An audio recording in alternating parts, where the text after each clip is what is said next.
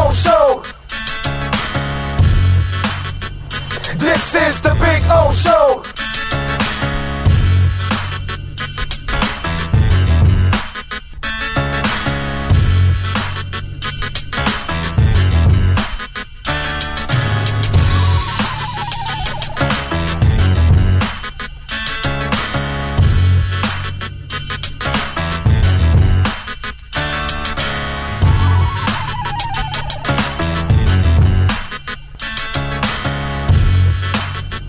This is the Big O Show. This is the Big O Show. This is the Big O Show. This is. If you're a Miami sports fan, then there's only one store to go to, and that's Caneswear at Miami Fanwear in Davie. They're your one-stop shop for all your Inter Miami CF, Canes, Dolphins, Panthers, and Marlins merchandise. They have hats, t-shirts, game day jerseys, and so much more. Located at 2511 South University Drive in Davie, and open 24/7 online at caneswear.com or intermiamiwear.com. Call them at 954-835-5597. Caneswear, the spot where Inter Miami and all Miami sports fans shop. This is the Big O Show. There's many ways to support our program, from subscribing and liking the show to visiting our terrific sponsors. Another way is using Cash App. If you would like to donate to the show and help us grow, download Cash App and search Cash Big O Show. That's Cash Big O Show. We appreciate your support as we continue to build the best sports show on the planet for South Florida sports fans. Support the Big O Show by using Cash App and donate to Cash Big O Show.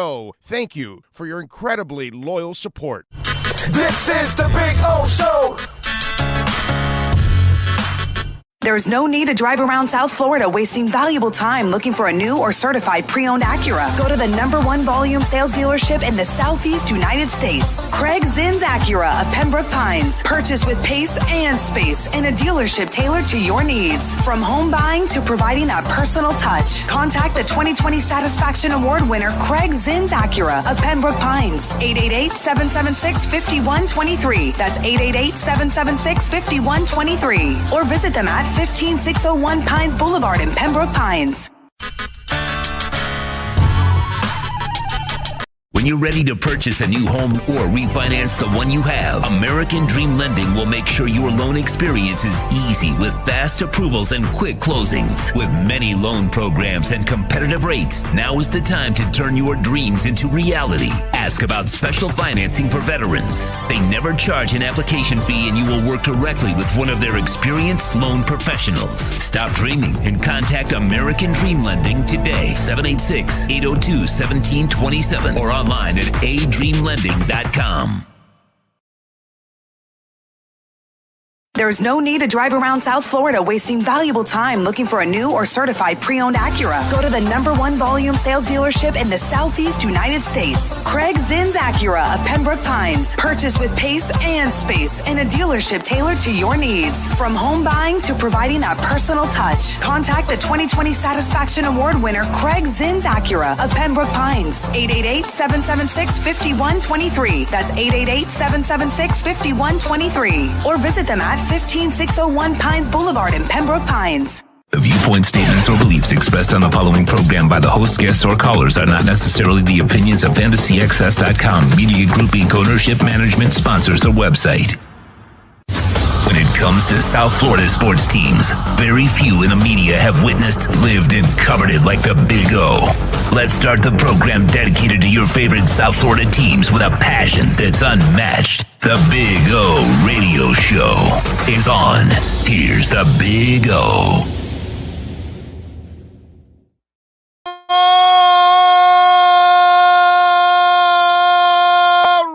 Alrighty. Yes, sir. Time to rock and roll. Hope you all are doing well out there on a beautiful Thursday. Thank you for joining us here on the show. We got a loaded one. We got several guests, as always. We got plenty of talk for you. Very few commercial breaks, unlike you have to deal with in other places. All kinds of good stuff. And, of course, the show that connects with you out there, the fans that actually care about our teams. And so we will do that for the next couple of hours like we do every single day here on the show.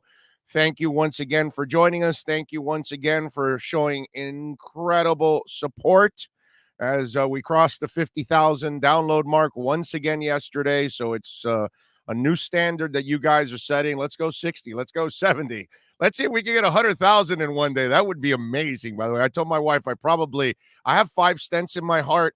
I think if I ever get to 100,000 downloads in a day, I think my heart is going to explode. So it's been flattering what's gone on, and we thank you all so much for your incredible support once again here on the show and every single day. And it's so beautiful to see that the show is growing every single day on the chat board, Twitter, obviously the downloads, YouTube. And I apologize. We will correct the issue next month when we're at Caneswear on the 17th. We'll have the hard line and we won't be on the Wi-Fi. So we'll have a solid connection. At least I hope, you know what I mean, today. Hopefully everything will go well. And the video quality will be it'll be normal, like what we've done every other day. And so it's a very important thing. And whenever we do remotes, we have to have a hard line for the video. You know what I mean? So for any potential sponsors out there that want to join the show, just remember we're going to require a hard line for the video so we can have a clean broadcast, because while the majority of the audience is recorded and it's podcasted, of course, because that's the way of the world, this audience that joins us every day is very precious and very important, because everybody's important on this show, not just the 50,000 plus that were downloading yesterday, but obviously everybody that takes the time to join us live. I want to make sure we have a clean connection so we can connect and have some fun and take your questions and your comments and all of that. And I appreciate a lot. Man, so many of you hung in there yesterday when it was really, really tough video. And I really appreciate that immensely. I mean, listen, in a way, I went back, I saw, you could hear the audio. I was fuzzy. Really, that's actually a favor to you guys. I mean, really, you want this face focused?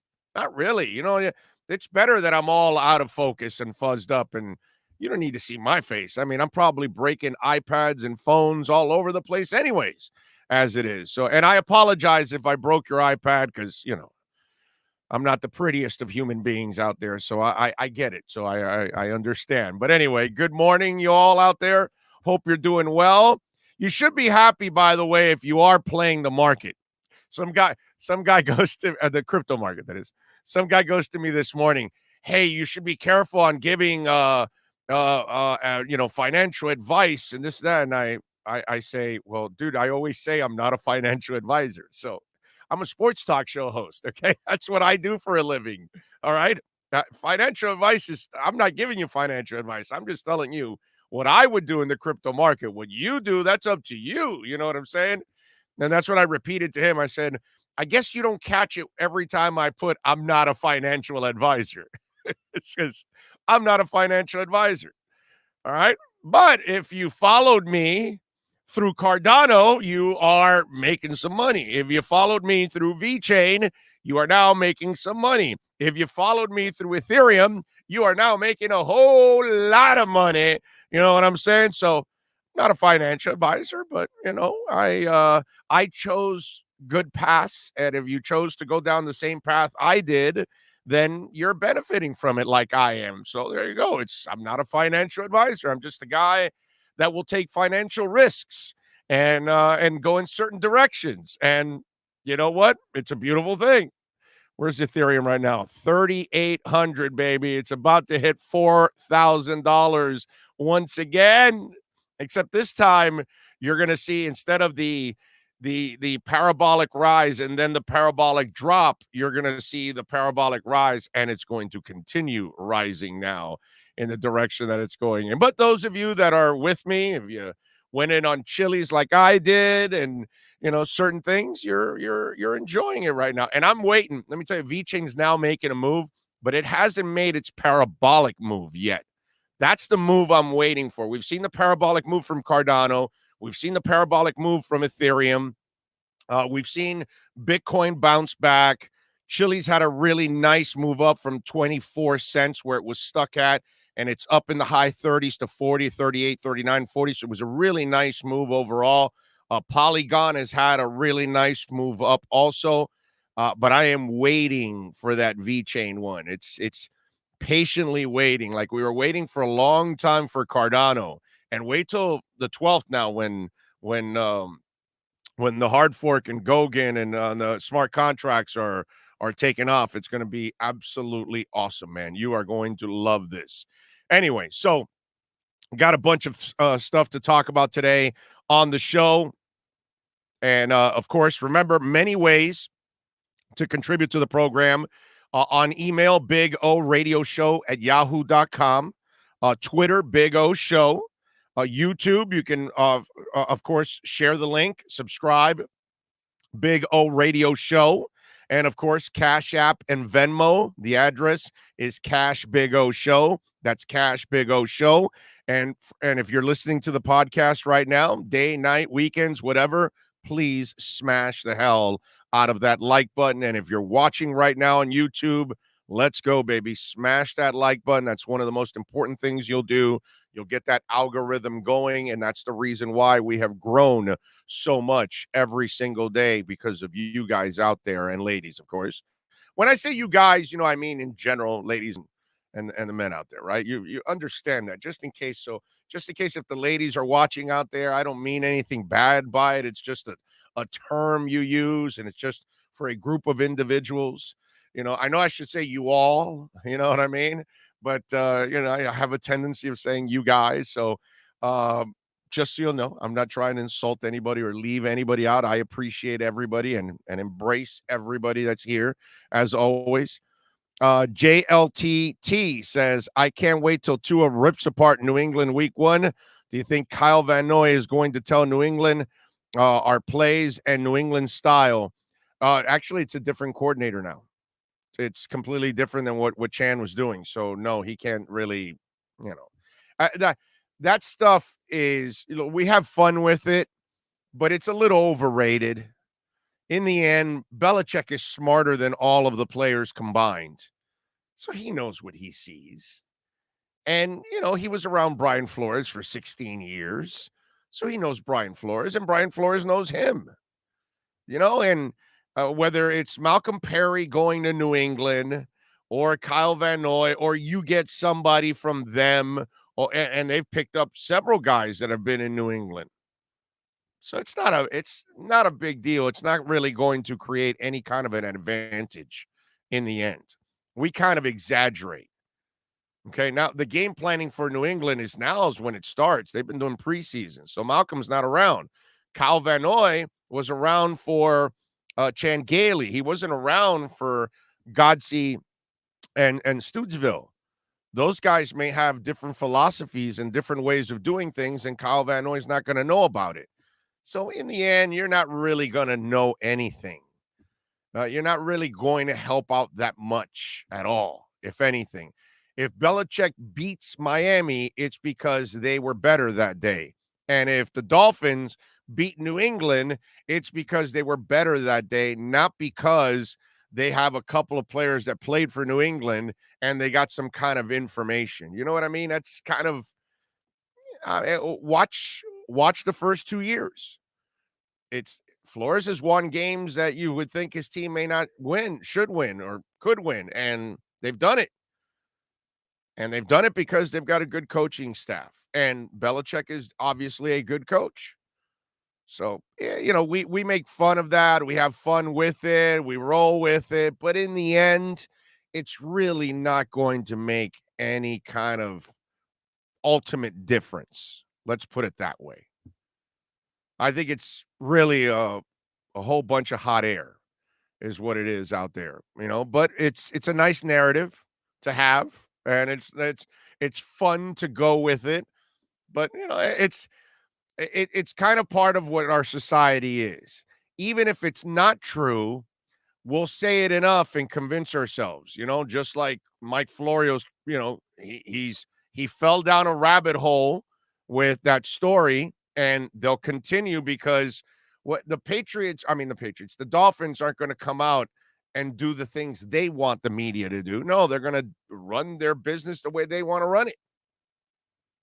And that's it. And so then they can hide behind whatever narrative they want. Well, they haven't completely come out and said, we don't want to trade for Deshaun Watson and we don't want anything. And well, of course not, because they're not going to do that for him or any other player, because they're not going to let you determine it. But if you want to create your own narrative, go ahead. And I think that happens with this same thing.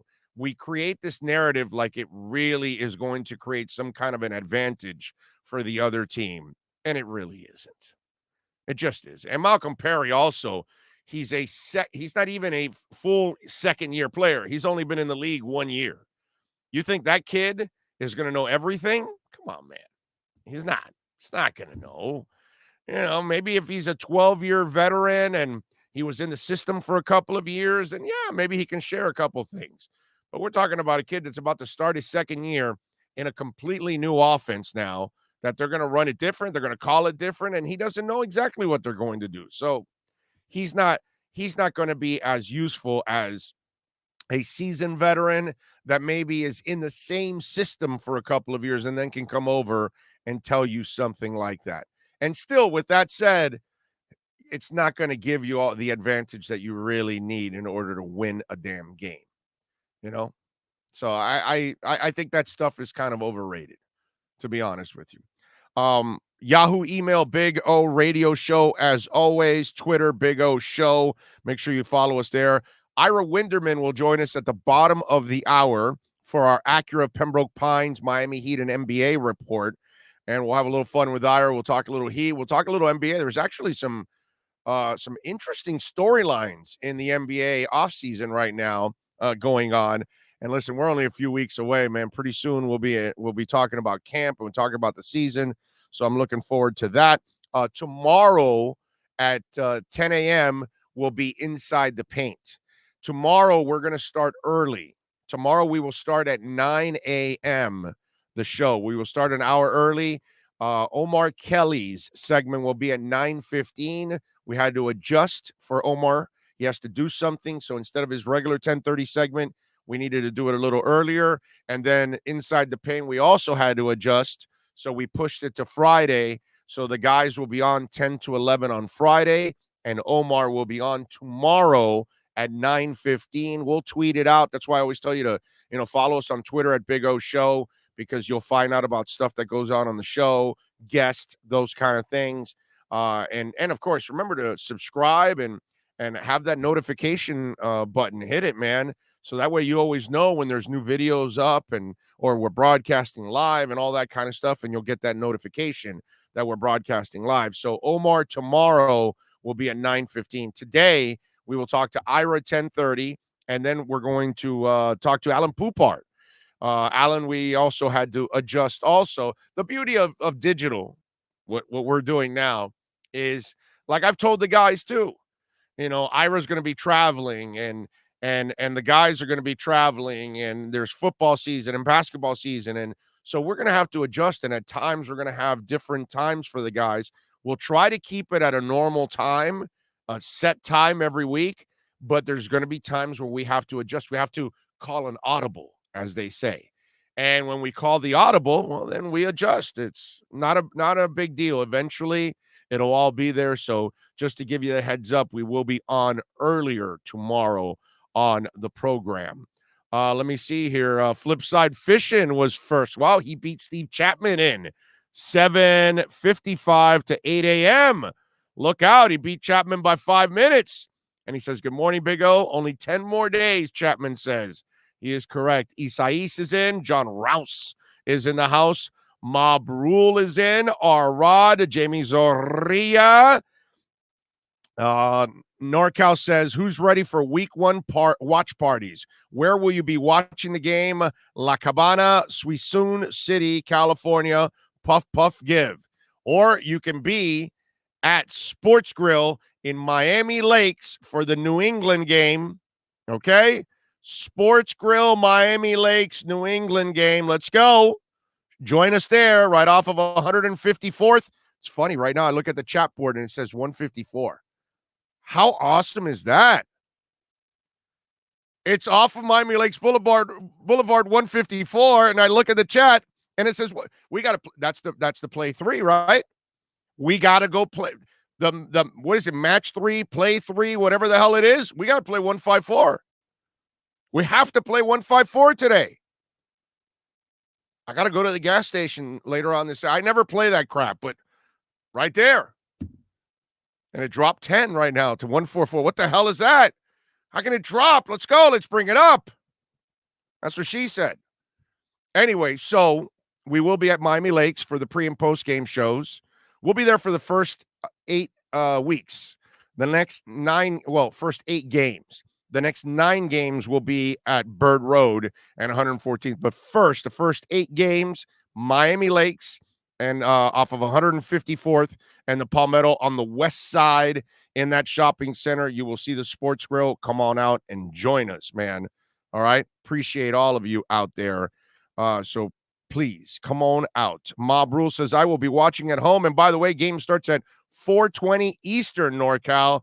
There we go. He's throwing in the 4:20. I like it. I like it. Omar Lopez, Hialeah Bread, Guillermo Arauz, Jose Banos, GP Trap Hewitt. Reminds everybody to smash the like button. Drew Boo. Mob Rule loves the pictures, living large. I am blessed, Mob Rule. I am blessed to be able to do this for 30 plus years. I am blessed, my friend. And I am blessed to have your support also, just like everybody else on this board, everybody else downloading. Very blessed to be a part of your world out there. Chris Adams says, good morning, Big O. Albert Wilson made the team. Omar will never let this go. LOL. Kid's going to ball out for a few games this year. Chris, Albert has not made the team completely yet.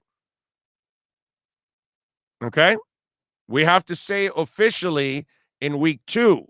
After Will Fuller serves his suspension, they need to then activate him, and they will drop somebody or trade somebody. It may be a corner, it may be a lineman, it may be a linebacker, or it may be a wide receiver. I don't know, but they do have to cut somebody after they activate Will Fuller. Do they keep 7 receivers, or do they go back to 6 and cut someone? That's the question. And you know they're not cutting Jakeem Grant. So we shall see. Week 2 is the one we find out if Albert Wilson does make the team or he gets traded. We will find out. Maybe they want to showcase him in week 1 and move him.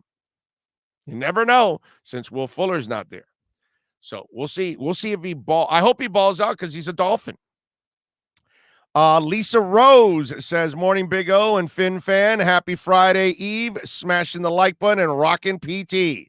I like it. I like it. I like it. Gus 1388 says, Big O, more Dolphin slander from media fools today. Guess what's new? LOL. Yeah, I mean, it is what it is. Rich Eisen used some common sense. Acho was, whatever. It is what it is. Like I told you, man, this will all end with Tua balling out. Once Tua balls out in the first couple of weeks, all these stupid-ass reports will go by the wayside. All the people that doubted Tua will completely disappear, like Homer going into the bush. That's all we need, man. In the end, that's what's going to end all this crap, is Tua goes out there and he balls. And once he balls, you know what the narrative will be? Oh, okay, well then, the Dolphins now won't cut him or trade him. Now they're happy with him. That's the narrative that again, we go back to creating your own narrative. At what point have the Dolphins said they're not happy with him? Why? Because maybe they inquired about Deshaun Watson early in the process? Well, who wouldn't? Unless you have Pat Mahomes or something, there's only a couple of teams that don't need to make that phone call. Outside of that, there's 20-something teams that just have to inquire, like, yo, just out of curiosity, what are you asking for the guy? That's it.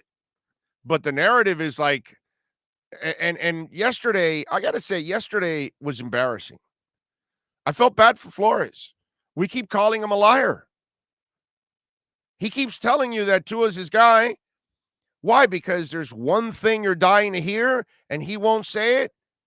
Man, he's never going to say it. It's not what he does. Even the story that Darlington broke, that he addressed the media and told everybody that Tua is his guy. And let me tell you something. We don't even know how he addressed the media. I mean, how he addressed his team. We just got the story from Jeff Darlington, but maybe there's no real actual, let's say, what's it called? There's no actual information on how exactly he said it. You know, he might have stood up in front of everybody next to Tua and said, hey, listen, guys, you know all that bullshit you're hearing out there? Don't pay attention to any of that bullshit. This is our quarterback. I'm not looking to trade for anybody. This is our guy. We're going to go out and win with this guy. How do you know he didn't all you heard was a generality of that he addressed the team and said that Tua is their guy. But you don't know in what context it was said. See, that's the thing. Might have been said that way. Yet, and this is the part that just kind of frustrates you, that all they've done is shown support of the kid. They've built everything around him. There's not one shred of evidence that says they're unhappy with him. They did what they're supposed to do for any young quarterback that they have if a superstar becomes available. You have to inquire and find out, by the way, what do you want for this superstar? Okay, great. Nice to know. We're out of here. Boom. That's it. You got to remember, the Dolphins are different than any other team in the NFL when they make that phone call to Houston. And I know some of you are going, what the hell is he talking about? What's different from the Dolphins and everybody else? The Dolphins just basically destroyed Houston in a trade 2 years ago for Laramie Tunsil. Just absolutely destroyed. That trade is still giving picks. Next year, they have a pick that's part of this trade still, because they keep stretching out that trade and making it more and more. It's like a flower that is spitting out seeds all over the place, and it's cross-pollinating, and it's creating other flowers and all that kind of crap. That's exactly what this trade has done. So if you're the Dolphins, you're like, dude, we just bamboozled these idiots. And this guy's pissed and doesn't want to play with them. Let's call him. Let's see what these morons want for him. They might say, and that's it. And then here's the other thing that I love. Again, create your own narrative. That it's like, you know that Houston's going to want a shitload of picks. A bunch of first rounders and second rounders, right? And maybe a player or two. Let me ask you something. In the past, the Dolphins would probably give up that and more to get anything and overpay for anything. I'm not saying that that's overpaying for Deshaun Watson, because he's a franchise type player. But my point is, the Dolphins were stupid in the past, and they could be taking advantage of constantly. Can we agree on that? Let me ask you something. Where does it look like Chris Grier is the guy that is just going to, give you up everything and get suckered? So far, most of his trades, we sit back and we go, my God, he bamboozled them. So that's the other track record.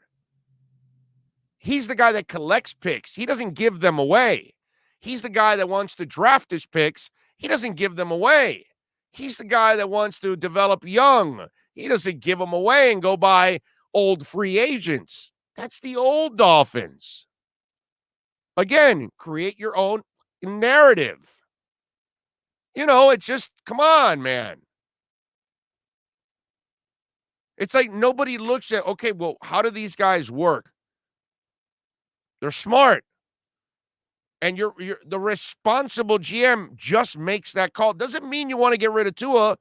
You just need to find out, hey, man, you don't know who gets him, so you need to at least inquire. But no, let's change the entire narrative that, no, that they must dislike Tua. They're dying to get rid of him. He's gone. History in the archives. So then let's just keep calling him a liar. So what you're saying is he starts in week 1. Yeah, I've been saying that. See, I wouldn't mind if he went Saban on their ass yesterday. Right? Like on the follow-ups, again, I swear to you, I wouldn't mind if he would have looked at that reporter and say, "What are you, effing deaf, dude? Are you deaf? What's up? Can you not hear? You got wax in your ears?" Yeah, he's starting. He's our guy. How many times do I have to say it?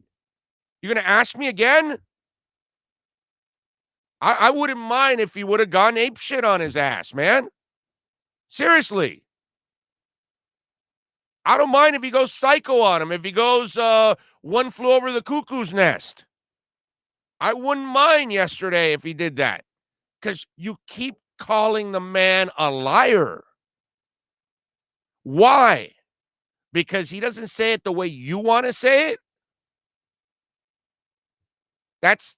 You don't run the team. It's not your team. You're not the one facing the media every day. And I get it. Joe Schad doesn't believe it. Omar Kelly doesn't believe it because they're on the beat. But that's the precedent that they would spin on him 6 months, a year, 2 years from now, and he knows it.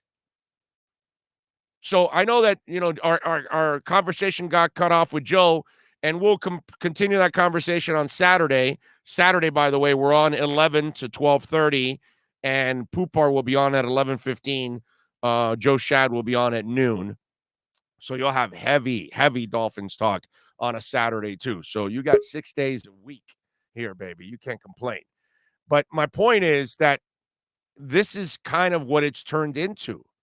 And so if you're wrong, you still got to try to spin it and try to do whatever you can to make up for your mistake.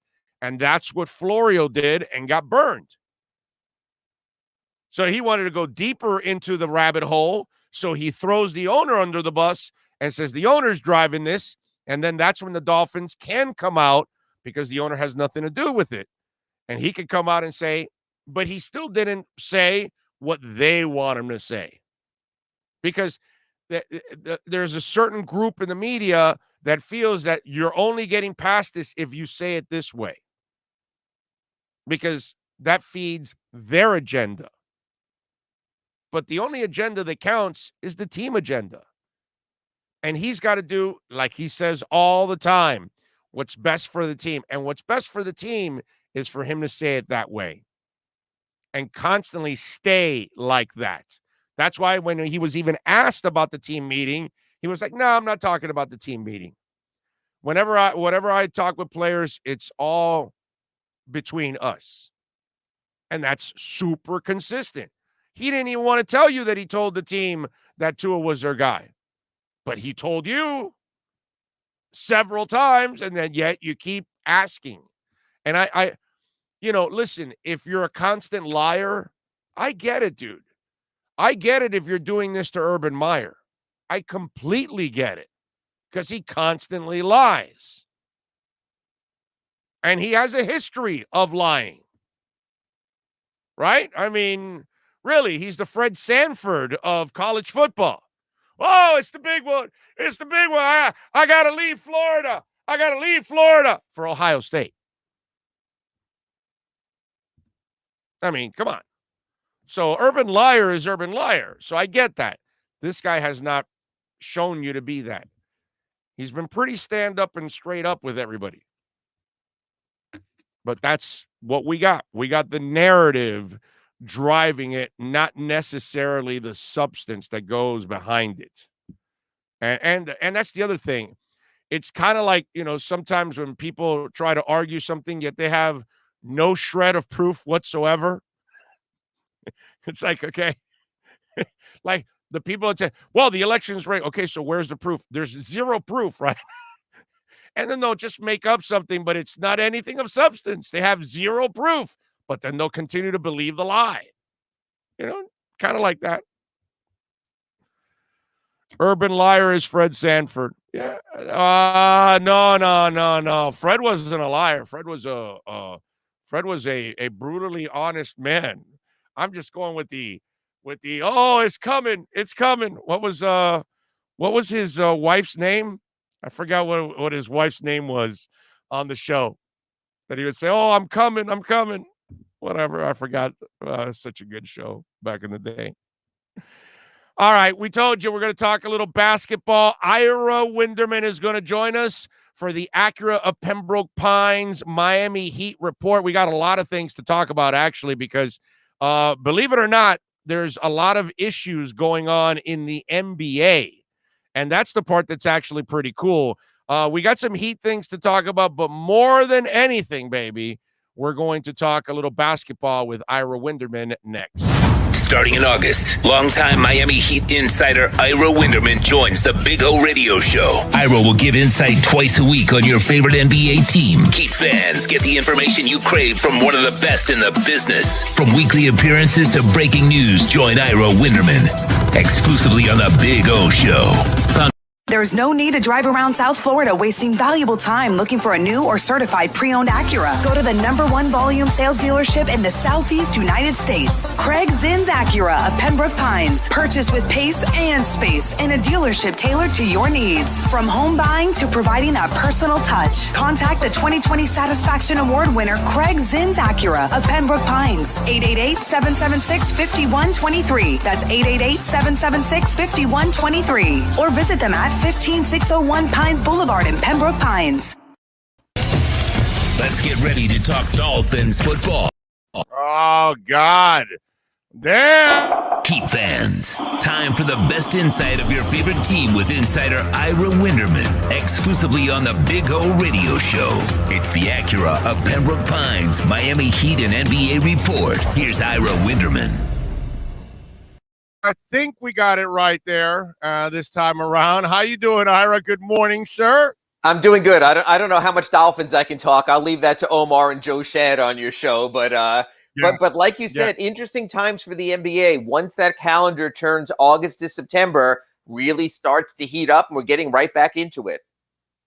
All right. So, Ira, I think something's really interesting is developing because in life, I've been talking about this with people that we're going to get to a point where a restaurant's not going to allow you in if you're not vaccinated. You're not going to be able to go to a concert if you're not vaccinated. You're not going to be able to do certain things. You're not going to be allowed in certain countries if you're not vaccinated anymore. Well, the NBA has a couple of cities that may not allow players to play if they're unvaccinated. Can you walk us through all of that? And New York or California. New York is more of an issue. You don't go to California as much if you're the Heat, but New York, you are going to go there a couple of times. How much of that is a hurdle for the Heat and the NBA and its players? Yeah, it's getting interesting. The NBA sent out a memo. I got a copy yesterday of protocols in arenas, what's allowed and what's not allowed. And one of the little paragraphs in there was local ordinances will supersede anything in this missive. And that means in places where employees must be vaccinated to report to work. So far, that involves the Knicks, the Nets, and the Warriors because of a Northern California ordinance. But, it only pertains to players who are employees of those places, not visitors. Just like, let's say a bank or something like that says all employees must be vaccinated. It doesn't mean if you come in to make a deposit, if people still do things like that you have to be vaccinated. So visiting players will be exempt from those rules. But it's just showing you how things are sort of changing. Now, in Florida, you have the opposite. Governor DeSantis' office actually issued an edict saying, if you require people to attend to be vaccinated, we will fine you X amount of dollars per day. So it's like the Wild West here. I don't know what's going on. But what we need to do is, and again, I know we step away from the politics and all that. I don't know how this became a political issue. It would seem to me that you would want, as a player, as a fan, as an employee, the safest possible environment and atmosphere. It would seem, this is not political. I'm not a scientist. I don't play one on the Big O show that if you're vaccinated, you would reduce that for everyone. So that's the issue that's going on at hand now. For example, I'm getting ready to travel this season. Obviously, I'm going to be flying commercially a lot. The airlines have yet in this country to invoke you must be vaccinated in order to travel, but certain destinations are. I would feel more comfortable that way simply because If I'm flying to Cleveland on Tuesday and flying to Detroit on Thursday and flying to Chicago on Saturday, I'd feel a lot more comfortable arriving, talking to Heat players, coaches, people involved, knowing not only am I fully vaccinated, but those I've been around have been fully vaccinated also. So this is going to continue. We've seen this in college football. There have been rules. If one team can't play, it's a forfeit. If both teams can't play in certain conferences, it's a no contest. This is still in play 3 years later. It seems like we have the antidote. It seems like we have the remedy, but it seems like people just aren't accepting that right now. So, yeah, I think we're going to have a fractured sports season in the NBA, the NFL, and in college football. To me, this is not political, chat group people there. This is simply common sense. I want the games played. I want the games played with the best possible players. I want the games played in front of fans to make it seem like sports again and not artificial crowd noise. It would seem to benefit all of that. I don't see where this is political because of this reason. I want every person who attends a game with me at FTX Arena to go home healthy that night, to be healthy the rest of that week, to be healthy the rest of that month. It's not political. I don't want any Big O Show listeners to die off. I want a maximum audience. I don't get some of this. Again, not political. It would seem to me just common sense. I'm with you 100%. And, yesterday or 2 days ago, Josh McCown called out Kirk Cousins because Cousins is an anti-vaxxer and he's the quarterback of the team. And he had actually a very interesting point of view on it. He said, I think this hurts Kurt's ability to lead a football team because he's not doing everything he possibly could to assure himself of being there every week for his team. In fact, he's putting other people at risk and putting their season at risk because, as you know, Ira, there's only 17 games. So you lose a couple of games, it could knock you completely out of the playoffs if you're the Minnesota Vikings. And if you lose Kirk Cousins, that's probably going to happen to you. Not that I think Kirk Cousins is the ultimate difference maker or anything, but he's their best option. And I thought McCown actually had a very interesting point on the leadership side that your number one guy, which is always your quarterback, think about it. He's not vaccinating. Well, then that sends a kind of a bad message to everybody else. Oh, let's just have the common sense to this. Let's say I was to come down and visit you during an appearance of Accurate Pembroke Pines, and I told you I wasn't vaccinated. Wouldn't you keep a greater distance from me than knowing that I am vaccinated? So let's take that into the locker room. If player X is not vaccinated and you're doing that huddle up in the locker room, 1, 2, 3 heat, all of that, I might stand on the other side of the huddle when they're doing the 1, 2, 3 heat. I might not lean in when the coaches are going over the play if I know the guy next to me is not vaccinated and breathing heavily because he just played 6 straight minutes of NBA basketball. So it's not even a matter of the quarterback as a team leader. It's a matter of being around anyone. I'm with you. I listen, at Onside, I was a hard ass about that. I mean, I had a specific host that would constantly take his damn mask off, and I would come in and say, yo, put your mask on. And he constantly took it off. And it was just one of those things that would piss me off because I have 5 stents in my heart. So, it's for me, it's be careful. It's actually important. Yeah, I gotta definitely be careful. So I thought that was a very interesting thing. We got several things going on in the NBA. Let me ask you something. The Damian Lillard thing. It seems like it's the elephant in the room that we're all talking about. Yet it seems like Damian avoids it. And he has shown his loyalty and no, I don't want to go anywhere. I want to stay in Portland. But then everybody else is talking about, well, it's only a matter of time. And if you're Portland now, not that you ever want to get rid of Damian Lillard, but you do have to get to a point to say, he's going to get a little too old that we're not going to be able to trade him and we're not winning anything. And you look at the landscape of the West, they're not winning anything. They're not one of the top teams. They're not going to win anything. So whether he wants to leave or not, isn't the reality that the Trailblazers are probably going to have to think about it in the next year or two to make a move? I think the second part of what you said there, do the Trailblazers have to think about making a move? I don't know if it's a Damian Lillard move. It could be a CJ McCollum move to augment there. Here's the differences between the two primary stories in the NBA right now. Damian Lillard is not happy about not getting out of the first round and not getting deep into the playoffs. We know that. But he's not forcing his team's hand. He has not publicly demanded a trade. That makes it easier for him to exist in the locker room, for his team to maximize potential trades. Ben Simmons is not happy in Philly, has made that clear, wants out there, is forcing a trade. It is a lot easier to be in Portland's situation where, hey, you know what?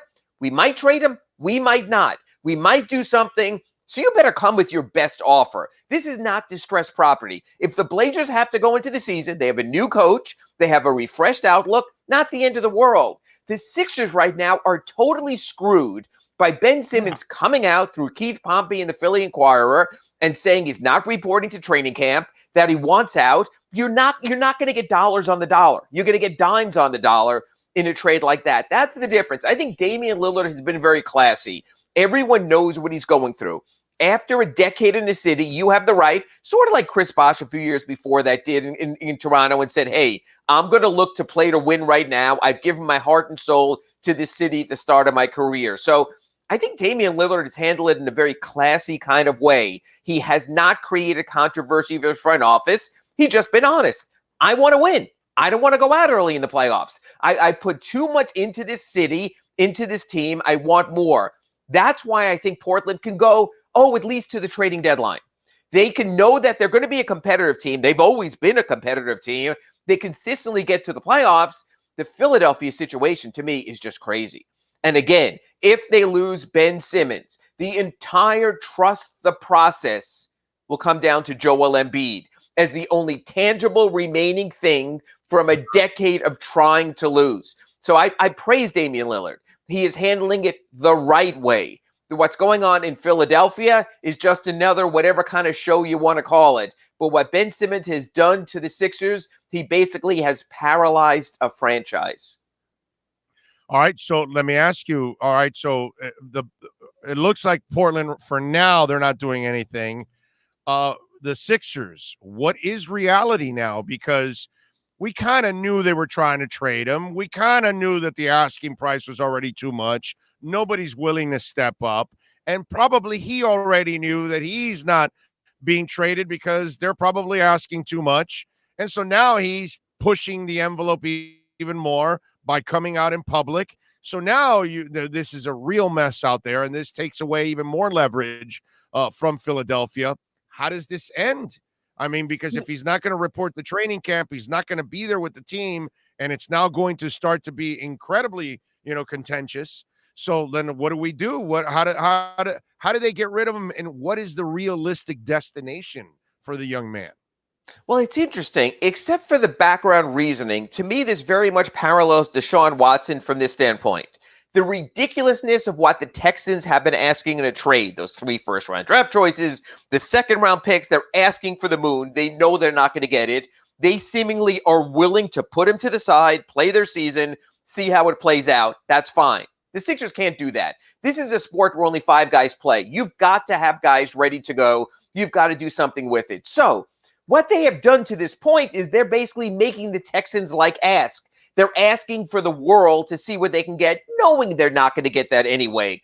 There are teams out there willing to make a deal. The Warriors make sense because they just have their first-round pick from this year. They have their first-round pick from a year ago, Jonathan Wiseman. They have the kind of young talent. But here's a Philadelphia team that just signed Joel Embiid to an extension that, at least from Joel Embiid's standpoint, is in win now.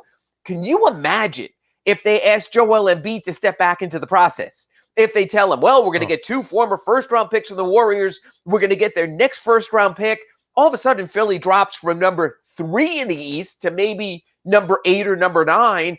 And so when I've been doing Ask Ira at sunsetl.com, I've been asking. By the way, and Ira, I'm sorry, but you also will lose Embiid in the process. Yes. Because he's not the guy he's not the guy to maintain. He's not Bam Adebayo that is going to just hunker down, bring the lunch pail, work hard every day, no matter what's around him. This guy will complain about this. Yeah, and he's shown that all along. So my point being there is, I've sort of asked Heat fans, what do you think about the Ben Simmons thing? Not to the Heat. The Heat do not have the assets to trade for him. God knows don't need another non-shooter in their lineup. There was some friction with Jimmy Butler when they were together in Philadelphia, but my thought is this.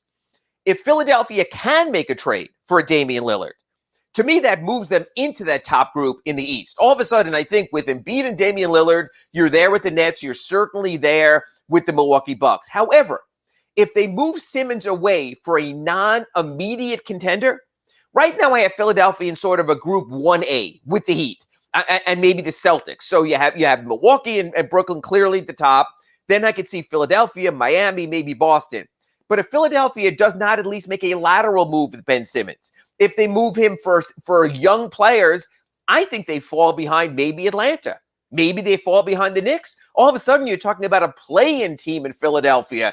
So they can't afford to overplay their hand. They can't afford to go 5, 10, 15, 20 games without Ben Simmons or a Ben Simmons replacement. So I think it's fascinating because from a Heat standpoint, sort of the hierarchy of the Eastern Conference will be at stake because of that.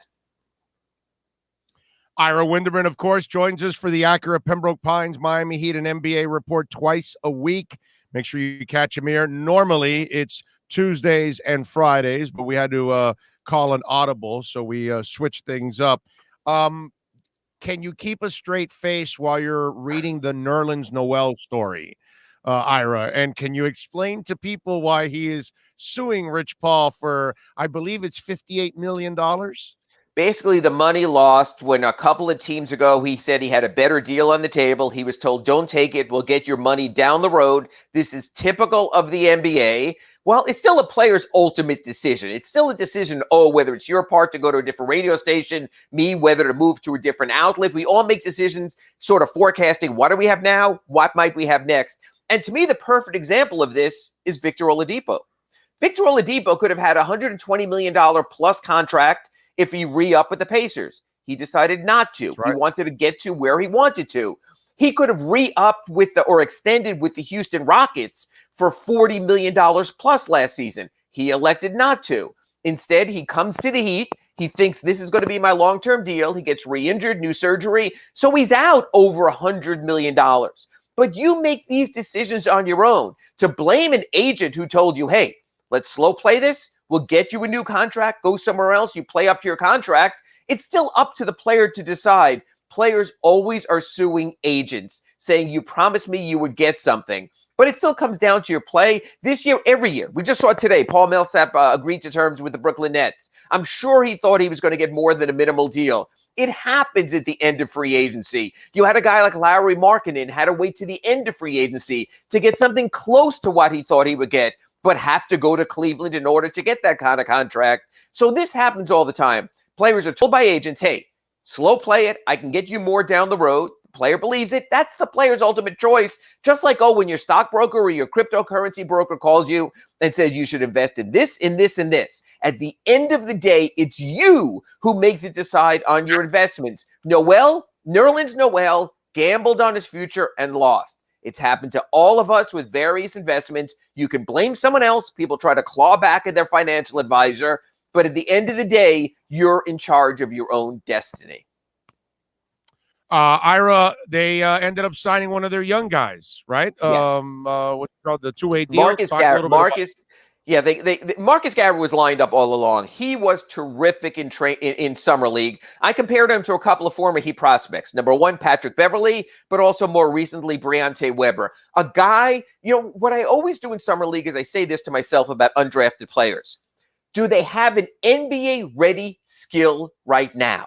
So 3 years back, we saw Duncan Robinson in Summer League. We said, that guy's an NBA shooter. We'll work on the rest. When I saw Marcus Garrett almost from the get-go, whether it's the Sacramento Summer League or Vegas, he's an NBA-level on-ball defender. He has that right now. Patrick Beverley had that. Briante Weber had that. Then it comes down to what else can you add to the game. We've seen Patrick Beverley's added a three-point shot, made himself a more complete player. This is the perfect two-way scenario. Yeah. Briante didn't add anything. No, Briante was great at getting steals and never sort of became the playmaker he had to be at point guard. So Marcus Garrett, under the new two-way rules, can be on the active roster for up to 50 of the 82 games. The Heat this season are restarting after a one-year hiatus. Their G League team, the Sioux Falls Skyforce. There will be developmental time there. And what I like about this signing or agreement, it's going to be signed later today, Big O, is this. The Heat have still left a two-way spot open. whether it's for competition at training camp, which begins in less than 4 weeks, or whether it's for another player, young player who doesn't make it for another team, they still have the ability. You can carry up to two-way players. Right now, the Heat have 16 players invited to training camp. You can invite up to 20 players. So we'll still see some names coming in. Devontae Smart was with them in Summer League from LSU. He's going to probably come in, try out for a two-way, maybe for an Exhibit 10 to go to the G League. So the back end of the roster, or as you would say, the Patrick Lairds, are getting taken care of right now. All right. I like it. What are you working on in the Sun Sentinel? So, of course, everyone can check you out, my friend. Well, I'm going to see how he fills out the rest of the roster. I'm kind of curious about the guys they bring in, how they're going to replenish their sort of base there in Sioux Falls and move forward from there. Also, Kyle Lowry did a podcast the other day talking to CJ McCollum about why he came to the Heat. And it was interesting. He said, this is a championship win now team. So he didn't come in here to play just to make the conference finals. He came in here to play to win.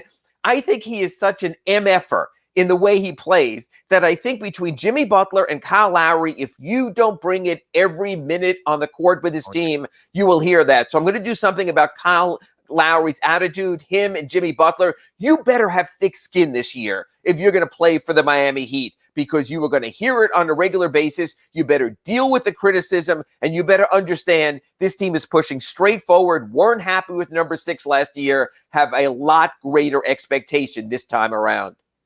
There you go. He's Ira Winderman. Follow him on Twitter at Ira Heatbeat. Catch him twice a week. Actually, catch him 3 times a week, but twice with the Acura of Pembroke Pines, Miami Heat, and NBA report. Tomorrow, he will be back for Inside the Paint for 1 hour with Clay Ferraro. Ira, as always, thank you, my friend. We'll see you tomorrow morning at 10. Looking forward to it. Thank you, Big O.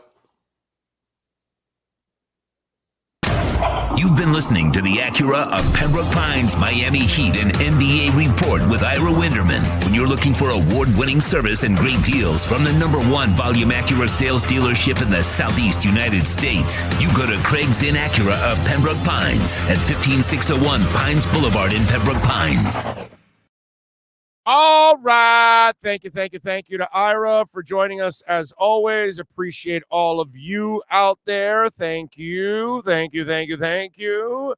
All right. We will take you till, I think, about 1 o'clock today. We'll probably go. At 11:30, Alan Poupart will be joining us. So in hour number 2, we will talk to Alan. We will continue to take your questions and comments here on the YouTube chat board. Hank Goldberg's Left Nut says, are you ready for some football? Lots of college games tonight, plus my fantasy football draft. There you go. Nice. Good luck to you, my man. Raphael Cortrite says, Heat need Alonzo Mourning, LOL. That would be nice, right? A force like that. Raphael also says, NBA boring to watch. Game is watered down. No D, shot clock, and ball carry trash. Well, I mean, if you're not a basketball fan, you're not a basketball fan. It is what it is. It's every time I do a segment that somebody doesn't like, they'll just go out of their way to get on the chat board and complain. Oh, soccer. I'm not listening to this. I'll come back after the soccer segment's done. Hockey. Oh, I'm not into hockey. Oh, it's terrible. Baseball. Oh, it's slow. I'll be back later. It's like the restaurant, man. I always talk about that, right? You got a delicious steak, one of the greatest soups you've ever had. Whatever it is that you ate, that was phenomenal. 99.999999999% of the time, you will never say a damn thing to the chef. You'll never pull the maitre d' over and say, hey, can you do me a favor? Can you go tell that chef back there, this is the greatest soup I've ever had in my life. This steak was cooked perfect. It was tender. It was awesome. I've never had anything like this. But boy, that steak comes in slightly undercooked. There's a hair. It's cold soup, whatever. Then you're so quick to complain. It's amazing. People will go out of their way to be. And I think in a way, sometimes in life in general, I think that's why we run into so many rude people at times, because I don't think people realize that it's a hell of a lot easier to be nice. You know what I mean? But somehow or another, some people think it's just better to be, a jerk to somebody just so you can cut them off. And that's something that's going to end up lingering. Whereas if you're nice, it ends right there and you're done and you move on. You know what I mean? But that's life, man. Life. People love to complain, man. They love to complain. Big O, please, can you please go on a rant against what Pat McAfee said about our team yesterday on Twitter and tag his ass? We need you to defend our team and our team's offer, please. I don't know what Pat McAfee said, my brother. So I have zero idea what you're talking about. So, Stefano, sorry, bro. You know what I mean?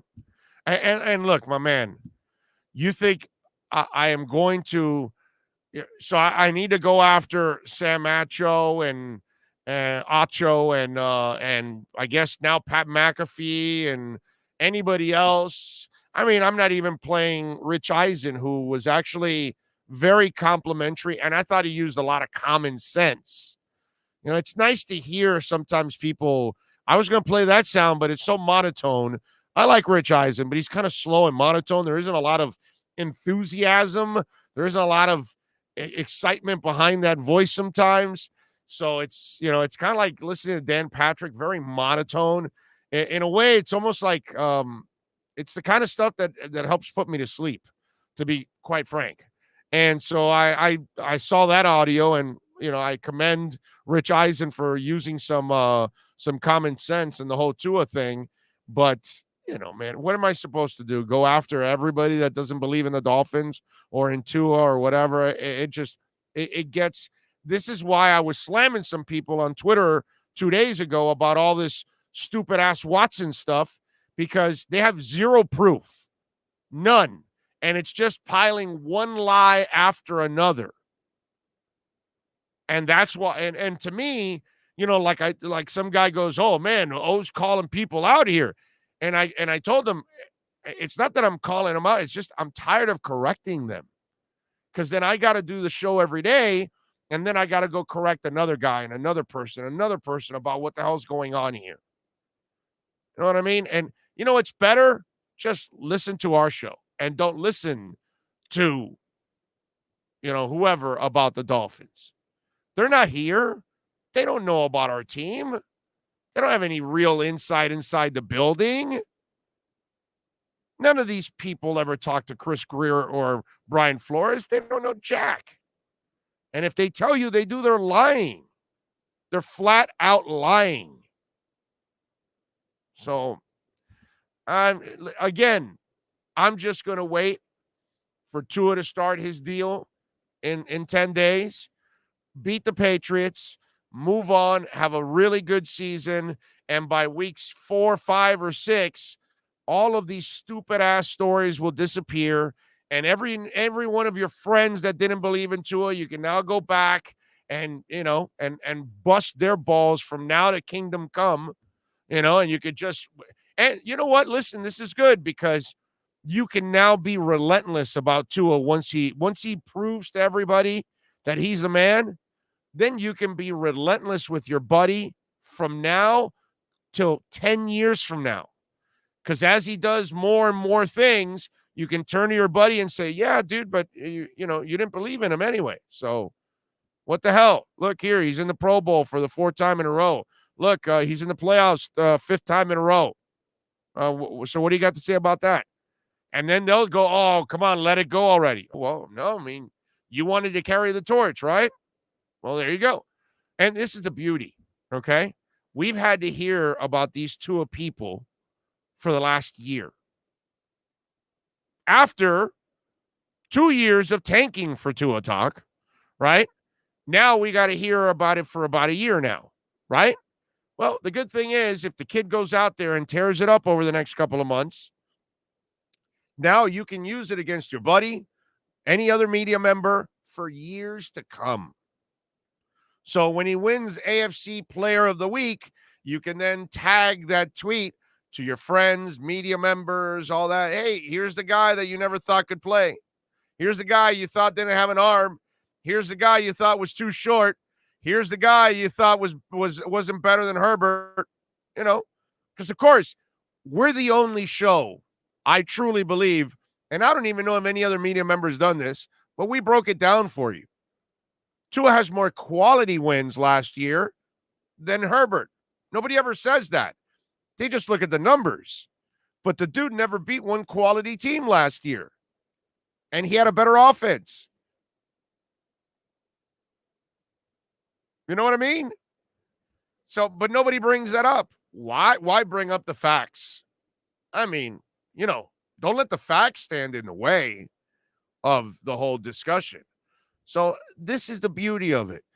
You will get your time to slam all of these people. So when he is kicking ass, then you can send it to Pat. And when he is kicking ass, you can send it to Sam Acho. And when he is kicking ass, you can send it to every other person that doubted the kid. And keep sending it. That's it. Pretty simple. Just wait. It's like a lot of times, like in crypto, I tell people, if you're going to invest in the crypto market, be patient. You will have volatile moments. And yes, like, a guy told me yesterday, well, if Cardano, it's going to, if it takes another, parabolic rise, I know it's going to drop. And I said, yeah, of course, there's always a correction on every parabolic move, but you got to stand strong because it'll be a higher high and a higher low, and you just got to stay with it and live through that parabolic move and through the consolidation. And if you buy the consolidation, as it grows again, you will then make even more money, right? That's what I've been telling you, and that's what happens, but you have to have patience. People don't have patience. And that's why you've heard people already overreacting about Tua. Just like when people tell me, oh, well, he left a lot to be desired last year. I was concerned. And it's like, what are you talking about? I've never understood that one. And you guys know my story. I've said it many times. That guy overcame a ton and won more than he lost and threw more touchdowns than interceptions. I'm not exactly sure what you're talking about. Off of hip surgery and no real contact in the offseason and it wasn't his team. It wasn't his offense. It wasn't his coordinator. I'm not exactly sure what you're talking about, but, and he didn't have a great receiving core and all that other stuff. I don't know how you can't say he actually was really good last year. He was under incredibly difficult circumstances. And I thought he did a pretty damn good job under those circumstances. But I guess beauty is in the eye of the beholder. And the way I look at it is a lot more favorable than the average person out there that I guess hates Tua or doesn't believe in it. It is what it is. Just wait. Just wait. Month, 6 weeks from now, all of you out there that stood strong and you believed in Tua, it's going to pay off. Dolphins are going to be kicking ass. They're going to be challenging for this division title. I know Buffalo should win it, but I'm not sitting here telling you, listen, I know Buffalo is the best team in this division. I get all of that. But unlike, let's say, the University of Miami, I'm not doing this with the Dolphins where it's a foregone conclusion that it's Buffalo's division and it's over. That's bullcrap. I believe in Tua. I believe in this team. I believe in the coaching staff. I believe the Dolphins can beat Buffalo. Should they? Probably not. But do they have the talent? Hell's to the yeah, they have the talent. And they can challenge Buffalo for this division. It can happen. I truly believe that.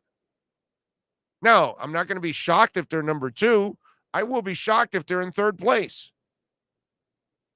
Because I think they'll be ahead of the Patriots, at least. We'll see. But I have a lot more faith in what's going on with the Miami Dolphins than some people out there. Because I look at what's going on and the progress that they've made, and I expect this to be a much better team this year. in every way, shape, and form. Defensively, offensively, everything. I think they're going to be better. Their guys are older. Their guys are more mature. Their guys have more experience than they've had from that first year. They're deeper now than they've ever been. And now they have a lot of weapons on offense. I'm very hopeful that this is going to be an incredibly good season for the Miami Dolphins. I don't look at them as a Super Bowl contender, but I certainly look at them as a playoff contender and one that can challenge in the AFC East. I'm not going to be sitting here going, oh my God, I'm shocked the Dolphins are in first place in the AFC East. Hell no, dude. They got a shot. Let's see. Malcolm Perry is going to be a thorn in our side for years to come in New England. Perry is the emergency QB for the Patriots this weekend, and he knows our defense. Big loss for us. Yeah. If you want to believe that radically, go ahead. I've got a bridge in the Keys I can sell you if you want, dude. But, again, narratives. You want to create whatever you want, go ahead. He's not going to make much of a difference for them. If they win, it's because they're better. Already talked about that. Defensively, that's scary because we were pretty good last year. Well, their secondary is going to be better. I think Javon Holland is going to add something to that secondary. They're going to have a ball-hawking safety that they haven't had. And I think Nick Needham is a better player right now. And X isn't coming off any knee surgeries or anything like that. He's actually healthy this offseason. He wasn't having any scopes or anything like that. So I just think they're going to be better. And pass rush, I think they're also going to be better. I really believe that this team is going to take the next step forward.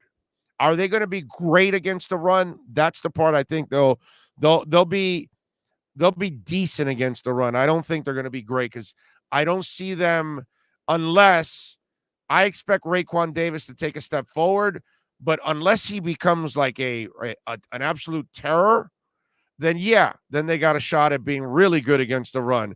But I think they'll be solid enough against the run. I think they'll be terrific getting after quarterbacks, and I think they'll be exceptional in the pass game. Run game is the part that they've got to get a little better at. But they do have some pieces there to get it done. There's no doubt they'll be better than they were last year, but they won't be as good as they are in that secondary. That secondary is just absolutely amazing. How much are you selling bridges? I'm in the investment business, specializing in buying bridges in the Keys. Well, I want you to email me your information, and I'll send you all the particulars. All right? We just had the bridge inspected again, so it's perfect. You'll be fine. You can fish all you want on it. But I do have that bridge right there next to the 7 Mile Bridge, the old 7 Mile Bridge. I've got it for sale. Send me the email at BigORadioshow@yahoo.com. I'll send you all the particulars, the deed and everything, bank account so you can wire the money to, all of that. Okay? I'll send it to you. So BigORadioshow@yahoo.com. Dougie Fresh has a music question for me. Have you watched McCartney 321 where he and Rick Rubin break down Beatles songs? I'm loving it. No, I have not. That should be interesting with Rick Rubin. I'll check that out. I appreciate you telling me about that. Okay. Ray says, I just checked. X just intercepted Jones for the third time, and the camera shows Belichick looking constipated. Now, what is the over and under for Mac Jones interceptions? 2 to 3. What do you think? 2.5? Over and under? Why will we be better against the run? I see no upgrades there. I told you Raekwon Davis is going to be better. Right there. I expect Christian Wilkins to improve, sir. And Landon Roberts is coming back. That should definitely help out. Javon Holland will help out also in the run game because he's not a safety that is afraid of getting his nose dirty. If they play Brandon Jones at strong safety, that's another kid that's definitely going to help out. They've got guys that can stop the run on that team. Now, are they, again, are they going to be dominant? No. but I think that they'll be better than they were last year. And a lot of these guys, remember, they're growing into these positions. So I do believe that they'll be better. Not great. Again, secondary will be great. But I think they'll be better at stopping the run. Put it this way. I don't expect New England to be running all over them like they did in week 1 last year. I think they'll have some success, but I don't think it'll be anything, dominating. In other words, they won't run enough to win the game. Because with that quarterback, they're going to try to really establish the run to make some play action and make stuff easier for Mac Jones in his first game. Big O Show on YouTube, baby. Love Big O for decades in South Florida. Thank you, Andy Rios. I appreciate you. You are strong, sir. John Featherland says, how do you feel about the offensive line? Do you think they can, you mean they can run or pass?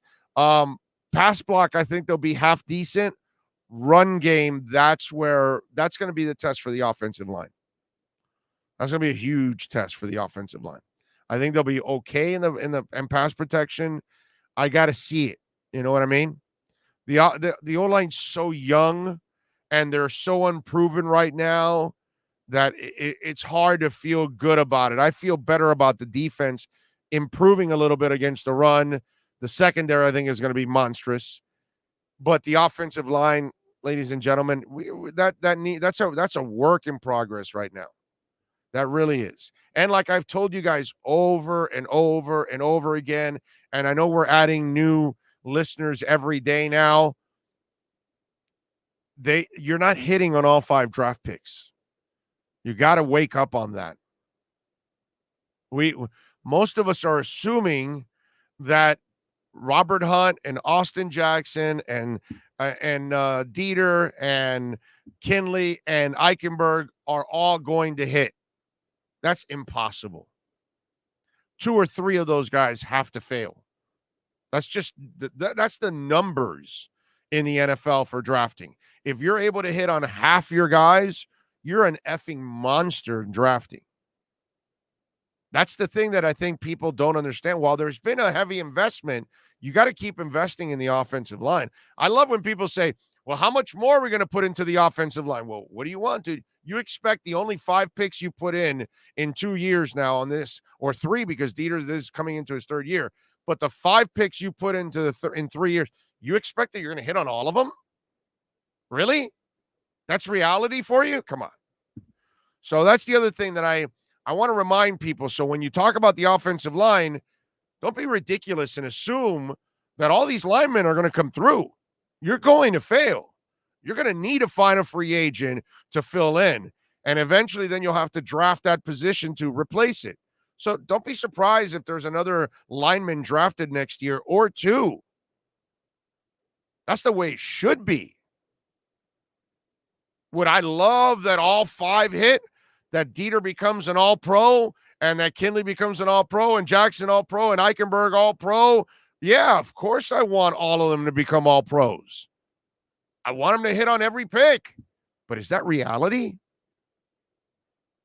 If they just hit on 2 or 3 of the 5 guys, they did good. If they hit on all 5, like I've said before, you might as well now sign Chris Grier to a lifetime contract and never, ever let him step outside the building. Okay? I'd build a house on top of the practice facility for Chris Grier. Tell him, no, do us a favor. You're not leaving here anymore. Here's an extra couple mil. Stay right here. If that guy hits on all 5 draft picks, get the F out of here, bro. He's a mad genius then.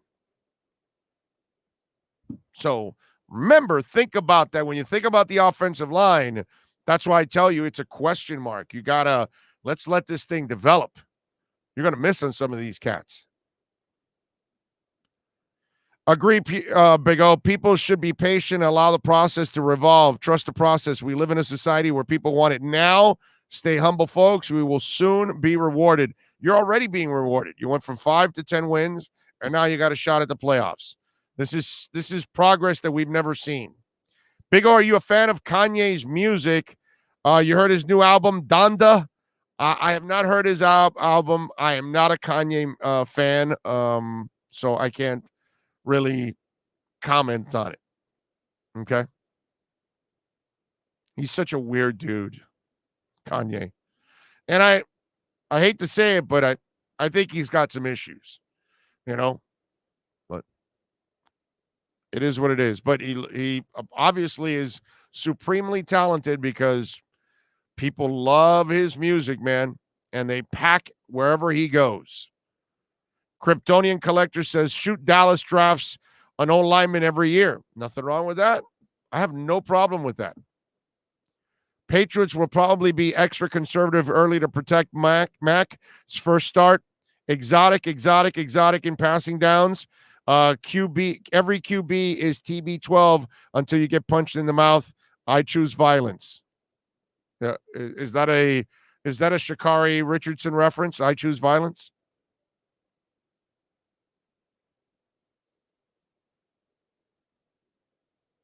Big O, can you define hit?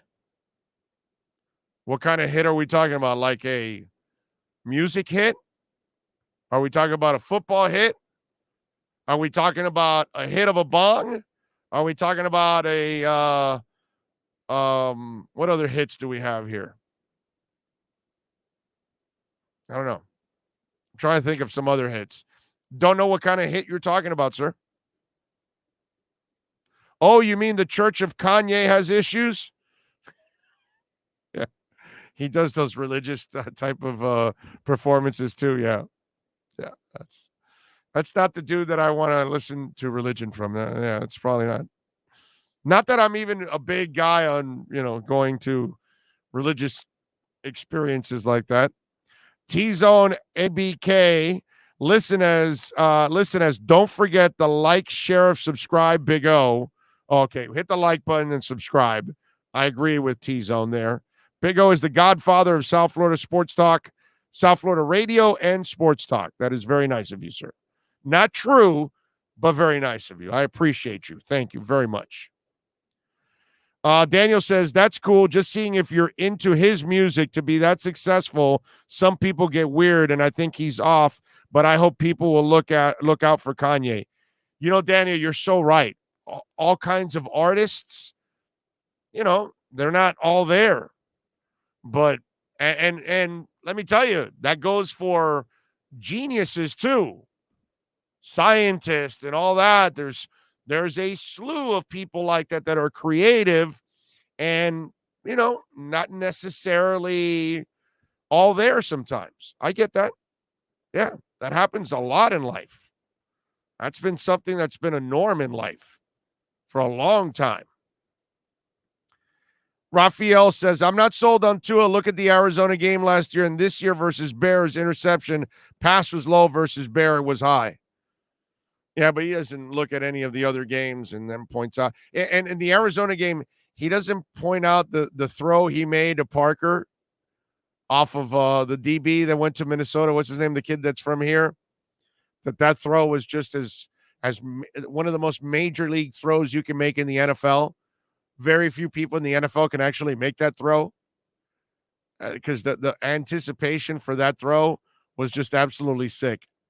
Drago says, Big O, I just watched the highlights of the Heat signing Marcus Garrett. The Godfather did it again. Reminds me of D. Wade using the backboard to layups and takes his shots and his change of direction.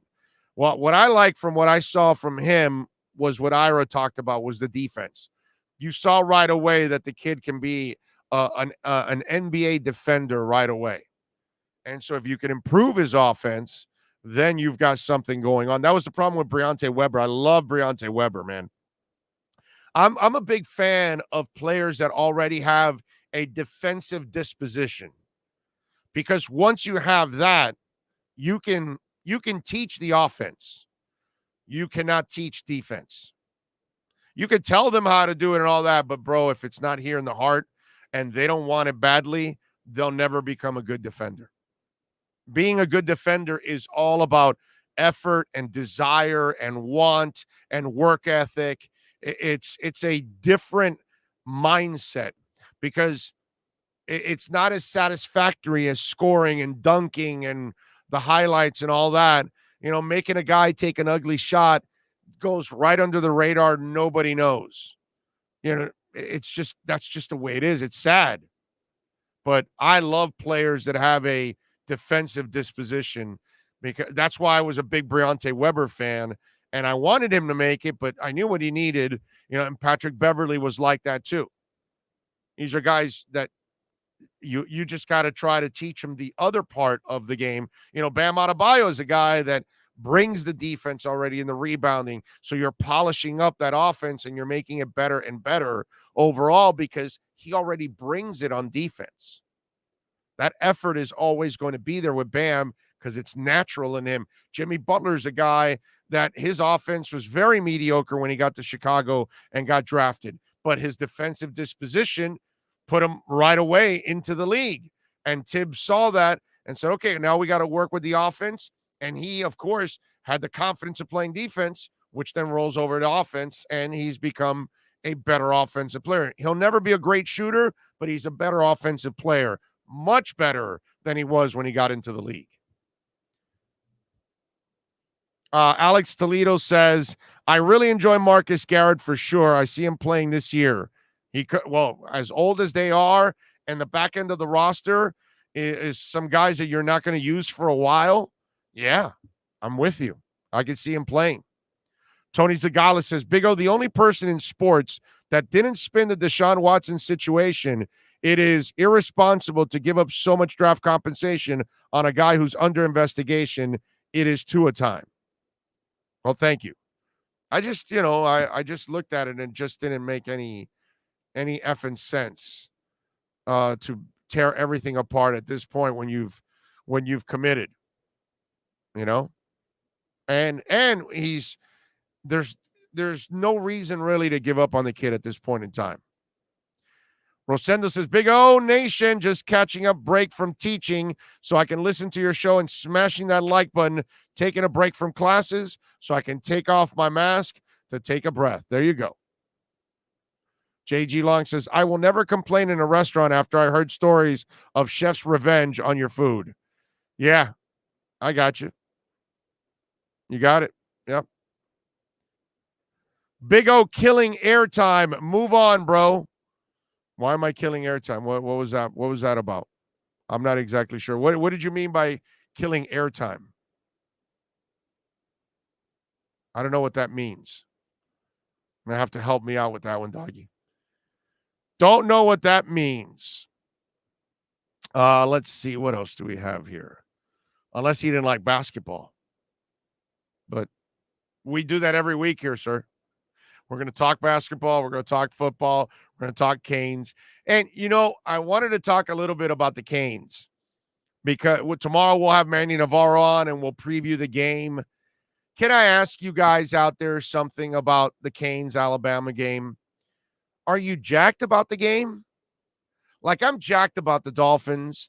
I'm jacked about the Dolphins-Patriots game. I feel good. I feel like my favorite team has a really good shot at beating the Patriots, right? Why is it that I can't feel the same about the Miami Hurricanes? Is it just me? I'm not sitting there. See, I can't do what some people have done now. It's been such a long off season that they've talked about this game so much that they talked themselves into thinking that this team has a chance to win. Yeah, I said that. A chance. They're not winning and they have no shot. I just don't see it. That's why it's hard for me to get excited about this game. Now I'm more intrigued for the rest of the season because the real test for me is North Carolina. That's where I need to see you shine. I don't expect you to be at Alabama's level. So it's hard for me to get motivated for Canes and Alabama. Quite honestly, I'm afraid of the game on Saturday. I'm afraid that we're going to see a slaughter. I'm afraid that we're going to see another Hurricanes team that's unprepared under Manny Diaz. I was to say Manny Navarro. Under Manny Diaz. And why? Because that's been the MO. How all of a sudden now I expect him to have his team as prepared as Saban is for his games week in and week out. I can't see that. And I was thinking about that last night. It's like, man, I'm nervous about that game at 3:30. And I'm just not a guy. I'm just not a guy that, BS's. That's not my style. And I'm certainly not going to BS myself. And I think that's what has happened now. You have Cane fans that have pretty much convinced themselves that they are in this game and they've got a great shot at winning. Blind ass fan alert.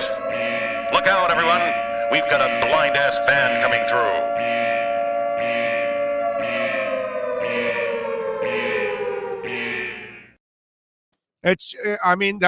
That's what I see.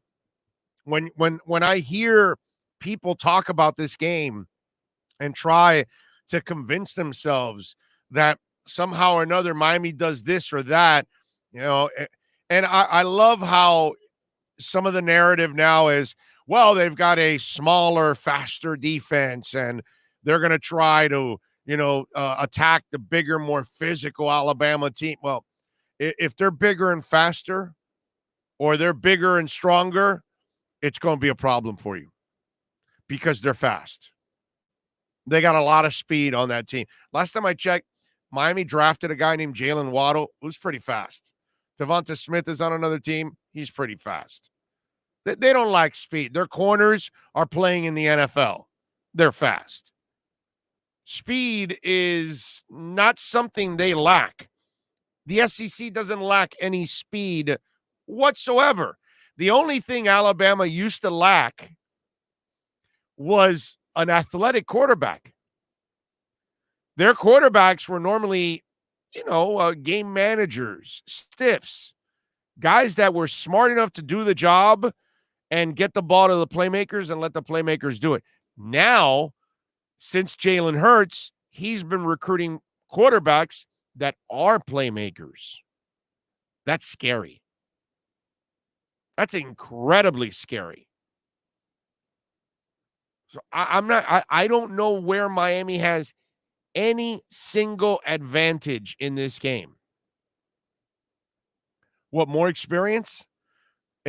See, the problem I have with the more experience for the Canes, look what we're talking about now. What's so special about the experience the Canes have? It's not like you have elite talent all over the place with experience. It's been mediocre to average talent with some experience. That doesn't convince me. And that's been my problem with what's going on with the Canes leading up to this week, is trying to convince myself that I can sit there and have faith that they even have a shot in this game. And listen, you guys are more than welcome to send in on Twitter. I've got the Twitter page up. You want to send in the email. You want to tell me, you want to explain to me how you see that the Canes have an advantage somewhere. Please bring it on. I would love to. I need to feel a little better about the game on Saturday, because right now I don't feel like you're actually going to win anything against that team. That's my problem with that. Nico says, yep, great punter. He's going to be busy for UM on Saturday too.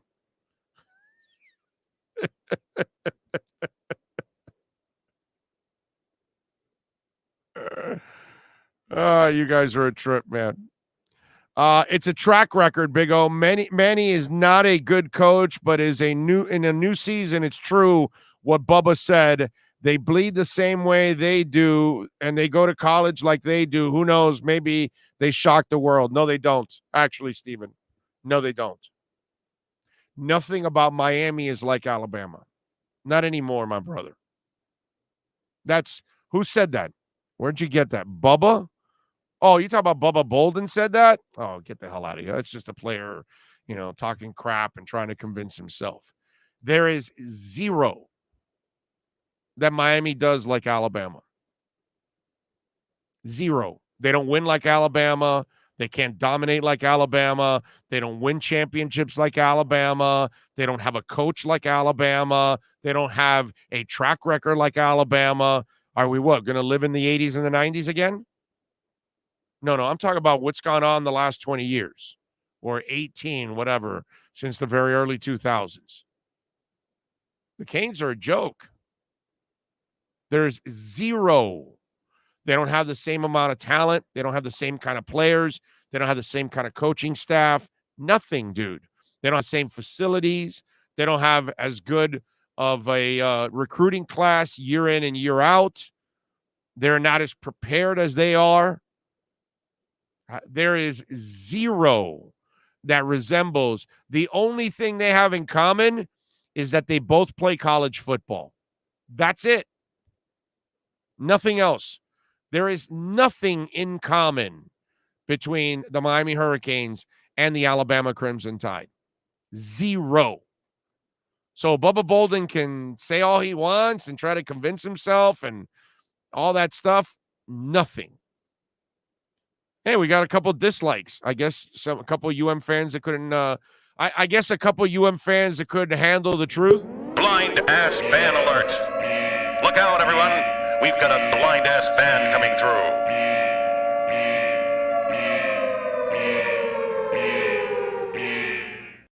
Oh, Lordy. All right, let's switch gears. Let's talk a little Miami Dolphins. Alan Poupar and the Sports Grill Miami Dolphins Insider Report. Next. Let's get ready to talk Dolphins football. It's the Sports Grill Miami Dolphins Report with Sports Illustrated's Alan Poupard.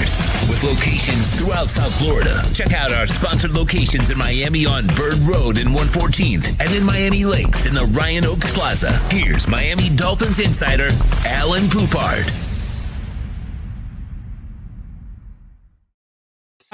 Let's go. Let's talk a little Miami Dolphins. There he goes. He's got his Montreal Expos hat on, so he is locked and loaded and ready to go. Do you think Montreal will ever get another baseball team again? 50-50. As a native of Montreal and somebody who grew up a major Expos fan, you know what? I don't want a team if it's going to be bare bones economics. They're going to have a team do it right. So, and it will be supported if it's done right. Now, would it be an expansion team or will it be a relocation? Tampa Bay Rays, baby. Tampa Bay Rays. Yeah, but are you going to get their cheap ass owners? Screw them then. Then that's not what you want actually. But if they do an expansion team, you want Tampa, but let's say you want the guy that owns the Montreal Impact buying the team. That dude. If I'm correct, that guy owns the milk company that supplies freaking Canada. That guy's like freaking rich, like sick rich. And he owns the Montreal MLS team. That's the dude you want buying the Expos. If you get the losers that are there now, which, by the way, they're like the losers in Oakland, that they know how to find talent, but they don't add any money to it.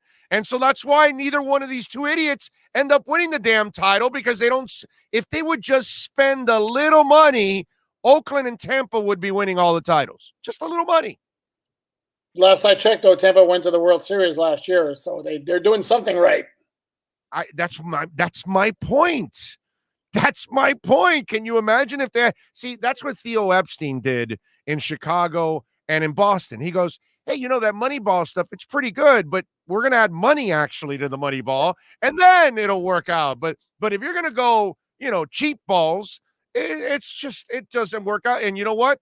I'm afraid our Marlins, that's what these guys are trying to do. They're trying to be Kansas City of a few years back. They're trying to be the Marlins of 2003, which is what Tampa and Oakland want to do, where their young guys come up, they catch lightning in a bottle, and they only have one or two veterans that they only need, like a Pudge and a Urgether Bean or whatever, and then all the young guys have career years like they did in Kansas City and then get over the hump. To me, that's what Oakland does. That's what Tampa does. And I think That's what Miami wants to be, which sucks. Yeah, it's not a recipe for long-term success like the big spenders, like your Yankees and your Dodgers are going to be good every year because they sink so much money in it. Yeah, exactly. You got to spend something in baseball, dude, to have a little bit of a core so you can get by. Be great like you are in finding talent, because Tampa and Oakland can do it. But, man, if you're going to get a team back, you got to get a dude with some pockets, bro. That's the one thing. Really agree. If not, I'd rather they didn't bother. Right, exactly. Don't even bother, because it's going to be what we have here, and it's very frustrating to watch because now they got pitchers and they still don't have any bats right now to support those guys. Eric Storm says on the text line, what's baseball? We talk about everything here on this show, okay? And when hockey rolls around, guess what? Al and I will throw in a little Panthers talk too at the same time, okay? So I am a man of all sports, just like my man Alan. In fact, he's the only dude, okay, that at the combine, no other reporter, because no other reporter I've ever been with is really a hardcore. Well, Jason Cole, actually. Jason Cole is kind of hardcore about everything. But he's the only dude that will call me, or I'll call him and say, hey, let's go watch the Panthers game. What's O'Malley's, or what's that Irish place we go to? Oh, they've got those breads that are oh, yeah, yeah. Oh, yeah. The name escapes me right now. I just know it's very good, though. Yeah, and it's a chain, too, that place. There's actually, they're all over the place. I forgot the name of that place. It's like an Irish bar, but it's freaking awesome. They got TVs everywhere. It's good. All right, let's get into it. When you start looking at this whole Watson story, right, and they keep pushing the coach, I kind of find it weird that the man has been pretty much supportive of his quarterback the entire time, and yet they keep pushing the narrative where they've only shown commitment to him.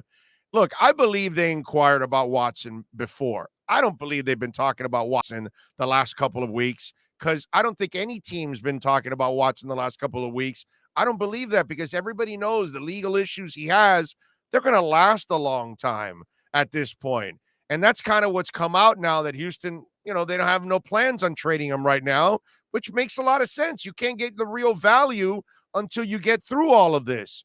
So when you started to see all these reports and everything that's gone on with the team and everything else, how do you decipher it? How do you see it? I decipher it as it's being handled exactly the way it's supposed to be handled. Because when you talk about Brian Flores showing commitment to Tua, yeah, right now he's operating under the assumption Tua is going to be his quarterback, because right now Houston's trade demands are insane, given Watson's legal situation, and nobody's going to pay that price. That doesn't mean that the Dolphins are not interested in Deshaun Watson, because there's too much out there, and I've been told that Stephen Ross very much likes himself some Deshaun Watson.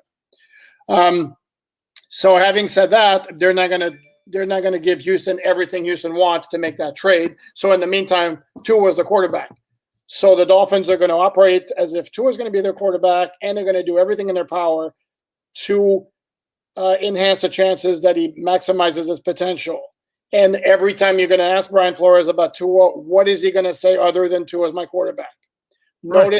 Notice he's not saying, stop asking me, we're not making a trade for any other quarterback. Tua is going to be our starter for a long time. All these things, Tua is our starting quarterback. Well, yeah, Tua is your starting quarterback. And it's the same with Chris Greer. When Chris Greer was asked 3 days after the regular season, the finale last year at Buffalo, like, are you ready to say that you're going to be the starting quarterback in 2021? His answer was Tua is our starting quarterback. And again, in parentheses, that means right now.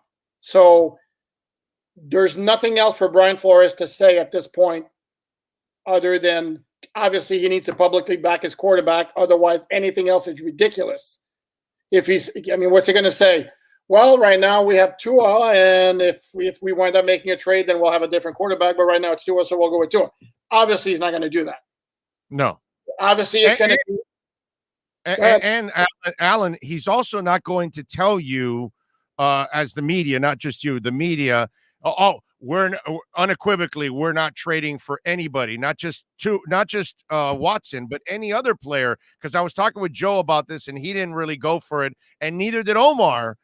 But I believe that he doesn't want to set the precedent of telling you guys, no, we're out of this or that, because a year from now, they're rumored with a defensive end, and you're going to ask him again, hey, are you guys interested in this defensive end? And he's going to tell you, I'm only talking about players that are here. So he's going to keep it general like that, because if he sets the precedent and gives you guys the information, says, we're not interested in the quarterback, then a year from now, he needs to say, we're not interested in this defensive end, because if he doesn't, you guys are going to then use it on him and say, well, wait a minute. Last time he was interested in somebody, or he wasn't, he told us he wasn't. This time he's not saying anything. That means they're interested. So I think he doesn't want to give any inch to anybody, even the team meeting. He didn't even want to admit what he said that Jeff Darlington broke. He didn't even want to admit that, because he wants to stay consistent. So that way it covers his ass one way, and it covers his ass the other way too, just in case he is interested in any specific player.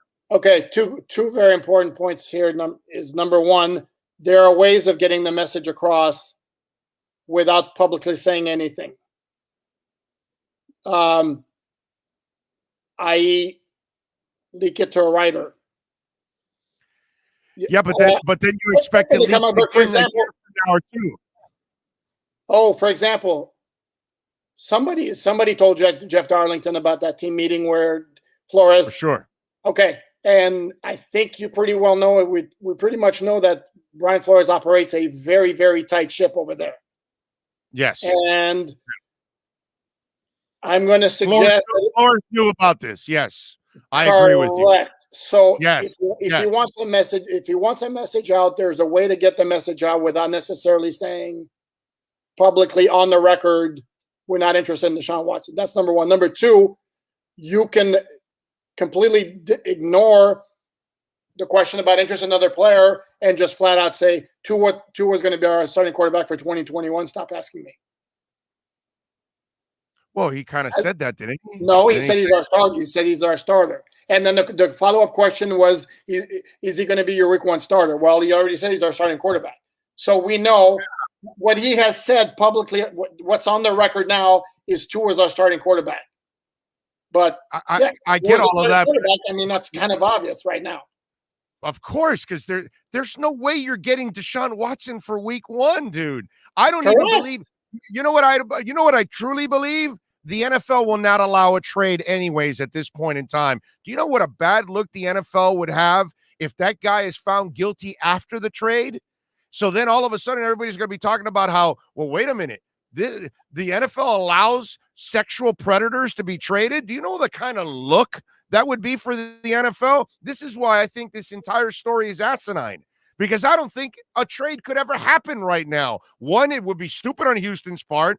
Two, it would be stupid for anybody to give up a ton of picks for a guy that could be going to jail or could be found guilty. You don't know.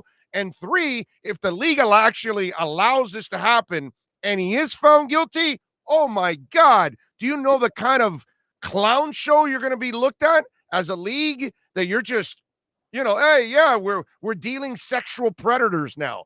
That would be one slap in the face for them, a huge black eye that they need to avoid. That's why, for me, all of this talk is such crap. I think there was interest from the Dolphins initially, and I think since that initial report, that's the wave they've been riding since. Because I don't believe they got anything from Flores or Greer on this story. It's coming from the agent or from the Houston side is where people are getting fed. That's my take on this. Okay. Well, two things. Number one is nobody's giving outright 3 1s and 2 2s. Any picks that would be given in a trade would have some conditions on it, as in games played, number of snaps, whatever. Number two, so let me ask you this, though, because you're saying there's no way the NFL would allow a trade. Then why is the NFL, how can we justify the NFL not suspending him right now? He's not so basically it's Houston. You have to carry him on your 53 or waive him, but we're not going to allow you to trade him. That doesn't make sense. Got to be one or the other. No, it does make sense. Now, they haven't gone out and publicly to say it because legally, since it's a civil thing at this moment and there's a criminal investigation going on, they've kind of left it there because there has been no real movement overall. But I think if they actually try to initiate a trade, I think that's when the NFL would put the kibosh on it when it's all said and done, because it's like, wait a minute, you're going to trade a guy that could be a criminal? Yeah, that's not a look you want if you're this league. But then Houston would say, don't force me to carry him on the 53-man roster if you're not going to allow me to trade him. That's not right. It's got to be one or the other. If you can't, you know what'll happen next, right? Commissioner's list. That's what'll happen next. But then they'll put him on the commissioner's list, and then that's it. It's off.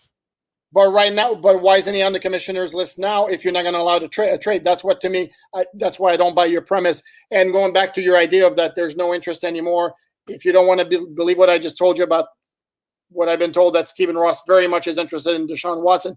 Dan Patrick, ESPN Dan Patrick, who now his own show, said this morning on his radio show that he was told that the Dolphins absolutely, positively still have interest in Deshaun Watson. So I'm sure it's out there I'm sure they have interest, but I don't think it's interest like they're dying to trade for him now. I think it's interest like they're inquiring, and hey, if it's a cheap price, we'll take it. See, Chris Grier doesn't seem to me like the guy that is going to do a Bill O'Brien-like move for Laramie Tunsil. He seems to me like the guy that'll take those picks but not give up a ton. I think he was inquiring to see if he can get something that's low-hanging fruit, in other words. That's what I think Chris Grier was inquiring, see if he could get low-hanging fruit, not necessarily go out there and pay top dollar for the guy, is what I think. That's just I think if there are conditions attached, yeah, I think they not what Houston wants, but I think they would pay. It's not just a situation of he's a great player, let's throw like a really cheap price and steal him, and then if the situation worked out, we will have gotten a steal. I don't think it's that. I think it's somewhere in between that and what Houston wants, which nobody's giving him. So it is a crazy ass story. All right, unprecedented situation. Yes, never anything like that before in the NFL. No, it's and it's got everybody at odds too. Because we're all trying to find out something that we really don't have all the information about. All right, wide receiver. They restructured my boy Jakeem Grant, so they kept him. They've got 7 on the roster with Will Fuller. After week 1, do you expect them to keep 7 and cut another position, or do you expect one of the receivers to get cut when it's all said and done? I don't think it's going to be Jakeem Grant after agreeing to that contract. So could they be showcasing Albert Wilson for this first week to try to trade him? Aha! I knew you'd come back to Albert Wilson or another. Of course. Let's not assume that just because they restructured Jakeem automatically means he's safe, because they did that with Benardrick McKinney, and we saw where that got him. Here's the thing, though, is 7 wide receivers is a lot. They did at one point last year carry 7 wide receivers. If you counted Lynn Bowden and Malcolm Perry as wide receivers, they had 7 wide receivers in the early part of the season. In addition to that, they're also carrying 5 tight ends, which is a very high number. And I still think there's trade value there if they wanted to go that route. And they're also carrying 12 defensive backs, which also is a very high number. So I don't think it's necessarily going to be a case of Fuller comes off the suspended list and they dump a wide receiver. So I think this might be a case of they put out feelers for what can we get for one of our wide receivers, maybe Albert Wilson. Let's see what we can get for one of our tight ends. And then if they don't get any kind of deal they like for either of those positions and they want to keep 7 wide receivers and 5 tight ends, maybe it's a defensive back who goes, because, again, 12 is an awful lot. Would you trade a tight end? Because I would not, dude. I mean, I like the anti-vaxxers done. I know, but the anti-vaxxers done a really good job, and I don't want to put Hunter Long in a position where he needs to come through. But if you have Gesicki and Shaheen, those are 2 guys that I don't want to get rid of. And then Hunter Long, do the other guys really bring a lot of value?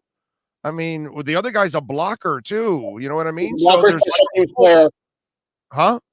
Say that Blocker, again? special teams player, Durham Smythe, and Carter's a special teams guy also, who to me looked really good catching the ball in training camp. I was very impressed. And again, don't forget, Gesicki and Smythe are free agents after the year. And I'm not saying that's what they're going to do.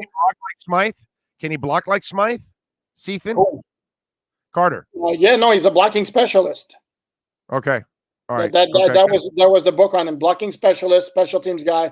Not much of a contributor on offense, but I saw him catch the ball throughout camp. I'm like, this guy had 5 catches last year. I mean, why? That guy's not bad. So okay, so you might be onto something with one of those two guys, because I can't see them getting rid of the top 3, because one's developmental, and he might be the guy that replaces Gesicki if you don't get a contract done with him. And Shaheem, I think, has developed into a really nice weapon. And it looked like he's developed nice rapport with the quarterback as it is already, because he has had a nice camp. And I know whatever the anti-vaccine crap, whatever, I don't care about that. The kid can play, man. It's been a really nice year by them. I agree. But again, for me, I go back to I'm a big believer in generally precedent kind of tells you where things are going. Mm-hmm. And it's not impossible they keep 5 the entire season. It's just very, very rare. So I'm just saying that's a possibility that I would look. And again, depending on what kind of offer you get for whoever, I'm not sure I rule out anything other than Hunter Long, because you just drafted him. I wouldn't rule out anything, again, depending on what kind of offers they might get. All right, good stuff. As always, make sure you follow Alan on Twitter at Poupart NFL. Catch his work there at Sports Illustrated, as always. How much do you buy the whole Malcolm Perry going to the Patriots? Because he's about to start his 2nd year. There's new offensive coordinators here. I don't think he's really a positive for the Patriots to get any kind of information. I think that stuff is kind of overblown, and I know the coach kind of addressed a little bit of that, but you've been around the game long enough. How do you view stuff like that? I think that maybe one of the most overblown stories ever, all the time when you keep hearing it, and it's like, okay, well, they picked up former Dolphin to pick his brain and get some intel on that. Yeah, really. Miami has a couple former New England Patriots anyways, right now, as it is. There's a lot of them on both sides, and then somebody could make the point, well, Perry, they have a new offense this year, and Perry was there this year. Again, I'm not buying it. What New England got was a good developmental guy with some ability, who clearly wasn't one of the best 7 wide receivers on the team, wasn't one of the best 8, because Kirk Merritt's better than him. So no, it's an overblown story. It would have been nice to stash him on the practice squad, but he got picked up, so it happens.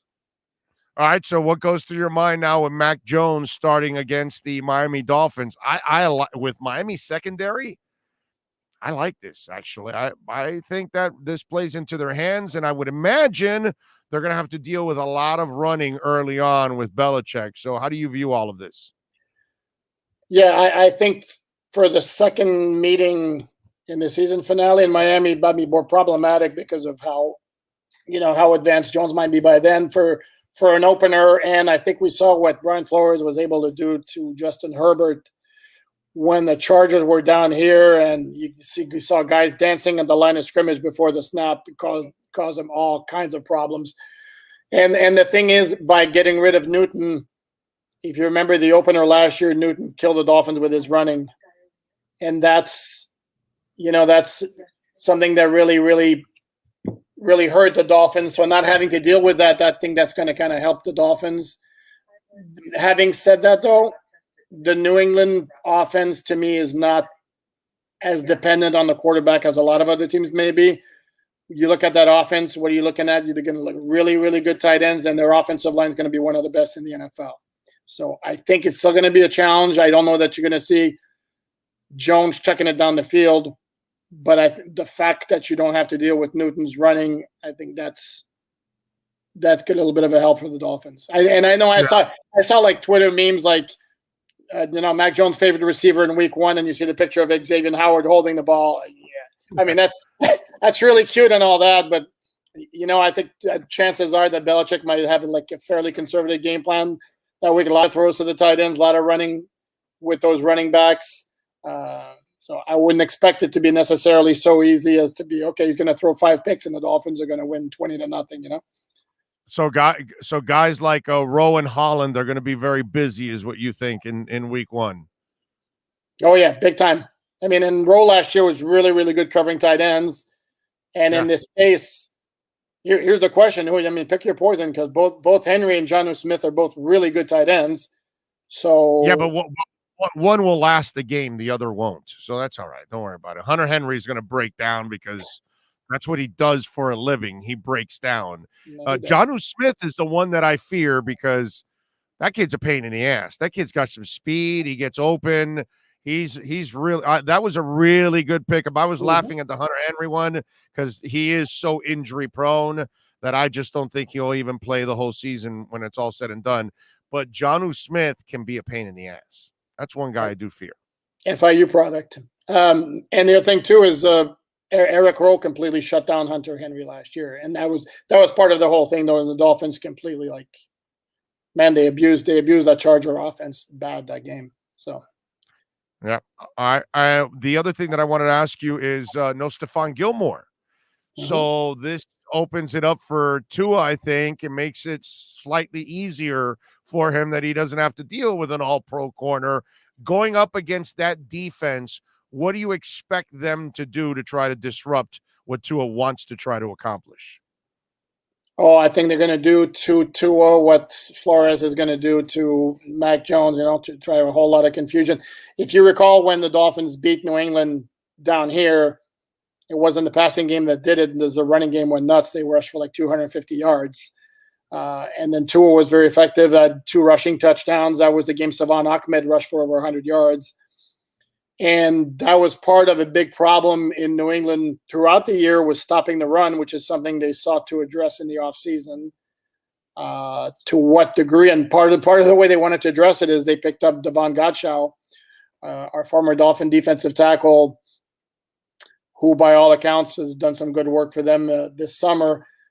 So, yeah, I think, again, look, the MO of this Dolphin offense is going to be a lot of quick passing and try to get guys open in space. I don't expect the Dolphins are going to rush for 250 yards like they did at Hard Rock Stadium back in December. So I think the treading might be a little bit more difficult.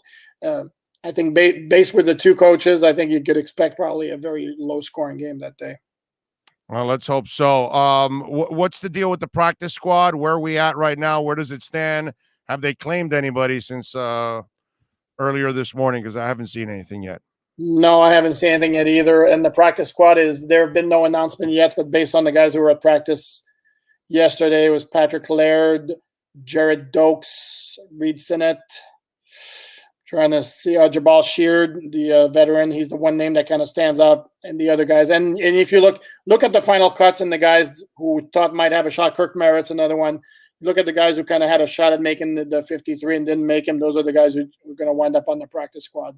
But I'm expecting a full list to be official maybe today, maybe tomorrow. I thought Merritt would get claimed by somebody else with the way he's had a really good camp and then the preseason. I was actually surprised that they didn't claim the guy, man. That's crazy stuff. All right, Alan, what are you working on? What are you working on over at Sports Illustrated so folks can check you out, my friend? Well, I'm going to do a Tua/Watson story at some point. It has to be done. It has to be done to address all the issues we kind of discussed. And then I'll do something on the practice squad once we get a little clearer picture of what's going on there. Check him out on SI. Make sure you subscribe there. Follow him on Sports Illustrated. And, of course, follow him on Twitter at Poupart NFL. He is Alan Poupart with the Sports Grill Miami Dolphins Insider Report. As always, my brother, thank you. We will talk again on Saturday. You be good. You do the same. Thank you. This has been the Sports Grill Miami Dolphins Insider Report with Alan Poupart, exclusively on the Big O Radio Show. Make sure you subscribe to the podcast and never miss a report. Search Big O Radio Show on most platforms. Visit Sports Grill and our sponsored locations in Miami on Bird Road and 114th and in Miami Lakes in the Ryan Oaks Plaza. There we go. When you're ready to purchase a new home or refinance the one you have, American Dream Lending will make sure your loan experience is easy with fast approvals and quick closings. With many loan programs and competitive rates, now is the time to turn your dreams into reality. Ask about special financing for veterans. They never charge an application fee and you will work directly with one of their experienced loan professionals. Stop dreaming and contact American Dream Lending today. 786-802-1727 or online at adreamlending.com. There you go. Call Eves, man. Tell them that Big O sent you. Great people over there, man, at American Dream Lending, NMLS 1359704. So make sure you call Eves. Great people. Telling you. They will take care of you. Tell them that we sent you. And they are absolutely awesome. Let's see. Ethereum says, I joined late. Did Poupart think we will win? I didn't ask that right now because we're not there yet. You know, we're a little ways out. So we'll have Poupart on like 4 or 5 times before they play the game. So we got plenty of time to kind of break it down and ask them if they're going to win. And listen, in the end, I just want you to know they're going to win. Okay? Dolphins are going to win. So what's going to happen? Whether they like it or not, Dolphins are going to win. They're going to beat Belichick and the Patriots. Sports Grill chicken wings and a cold brew. What could be better? Well, hanging out with us for pre and post over at Miami Lakes. That's it. Enjoy your beer, enjoy your wings, and enjoy our company. I don't know if you can, but try at least. You know what I'm saying? Try. Hank Goldberg's left nut says, Big O, when hockey season starts, will you have a Panthers connection? George Richards would be cool. We'll have Richards on. We'll have David Dwork on. We'll have the 2 best guys that cover the Panthers. Yes, we will talk Panthers on the show here. Guaranteed. All right. Joni's Finns Nation says it's got to be done because I got to make that money. Which is what it's all about. Okay, well, make that money, my man. Make that money. It's a beautiful thing. Big O flip-flops on everything. Been saying from the start that Manny needs to go. He's been defending him from the past 3 years. Won't admit he was wrong. Does that guy listen to the show? Right? See, that's the problem. Listen, CC, if you don't listen to the show, don't go on there and then type something that's completely wrong. You know how many times I've said on this show that I'm wrong about Manny? That's it. I've said that many times, that I wanted Manny badly and that I'm convinced he's not the guy. And then, after this year, this is probably his last chance to kind of prove something because he's got 19 of 22 players. CC, if you really don't listen to the show, don't pull stuff out of your ass. You understand what I'm saying?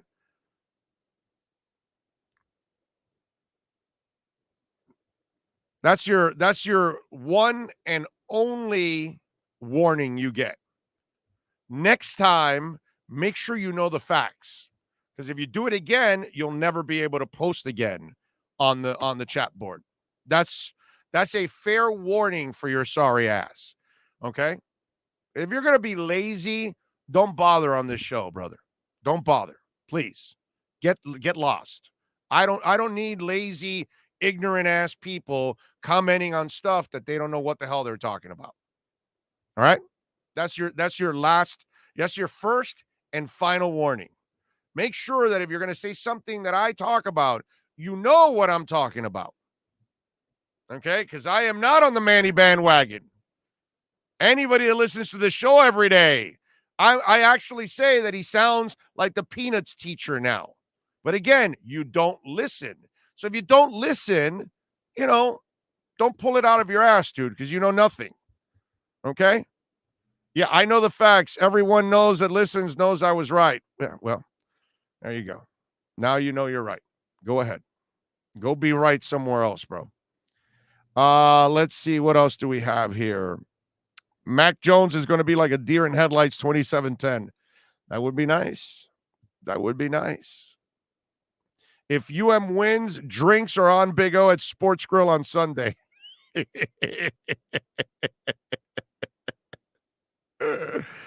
Oh, man, that is awesome. I love it. All right, what else do we have? CC. Oh, Irving says CC. He still says that Manny Fernandez ain't it and that he needs to go. But Irving, you listen to the show all the time, and it's Manny Diaz, not Fernandez. But yes, you got me right all the time that he's terrible. Now, what I also tell you is there's no chance he gets fired. Zero chance. Zero chance he gets fired. He can lose 5 games this year. Zero chance he gets fired.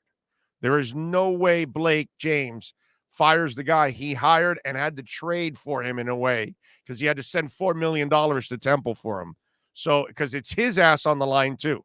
What's going to happen is that maybe in another year or two, they can then make the decision of making a change. No shot Manny gets fired. Unless Manny is holding up banks on his off time, he's committing crimes, there is no way Manny Diaz gets fired this year. It's not that I don't, if he sucks again, I have no problem getting rid of him, but there is no way he gets fired. Okay? Zero chance.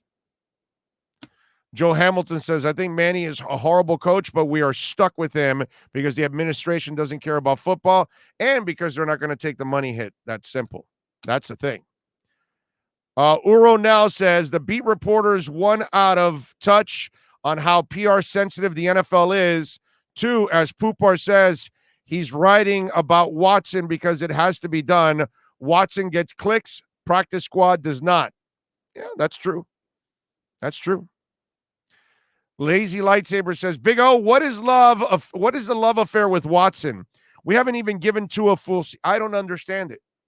I don't understand it either. There's a lot of people that want to rub up next to Watson. I don't know. What can I tell you? Hawaiian Punch says, we got a couple of danks in here today. Had. You know how it is here. We don't tolerate, once we get the guy that thinks he's a smart ass and wants to keep posting stuff and starts being abusive and all that, you know what ends up happening. And in this sense, I'm never wrong, right? Because I always say guy. It's never a woman. And I had to kind of clear it up when I kept telling you, hey, guys, and I really mean everybody in general. But in this case, I literally mean every time we get a guy that is acting like an idiot, well, then you know what we do. We get rid of them, and that's why the bats and the ghosts are already out there because they picked up on it. That's just the way it is. Daniel Grafton says, every Dolphin win, I'm going to Sports Grill and I'm ordering 1,000 wings and all the beer they have at the end saying, and put it on his tab. And he says, he's got it, pointing my finger to the Big O. Andy Rio says, 25 years ago, the family and I worked for sent a fax to Hank and called him a name, and he actually called the company 2 days later asking for that person and their boss to have them fired. That's funny. I don't know if it's true, but it's a great story. Let's see. What else do we have? Our Dolphins are going to feast on the Pats. Tua will have 3 TDs, 250 yards, and the defense gets 5 sacks and 3 picks, 35-13. Dolphins dominate. That would be nice. That would be nice.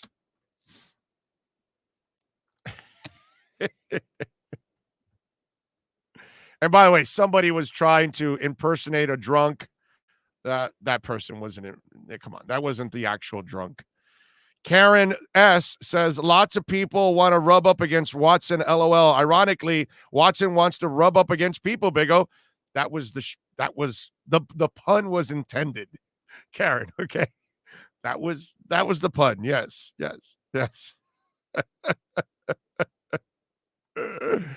Oh, man. You guys are awesome. All right. Elijah Campbell, by the way, was added to the Dolphins roster. He was one of the guys that they added. I heard the coach talk about him, that they like him, that he's tough and he's a good special teamer.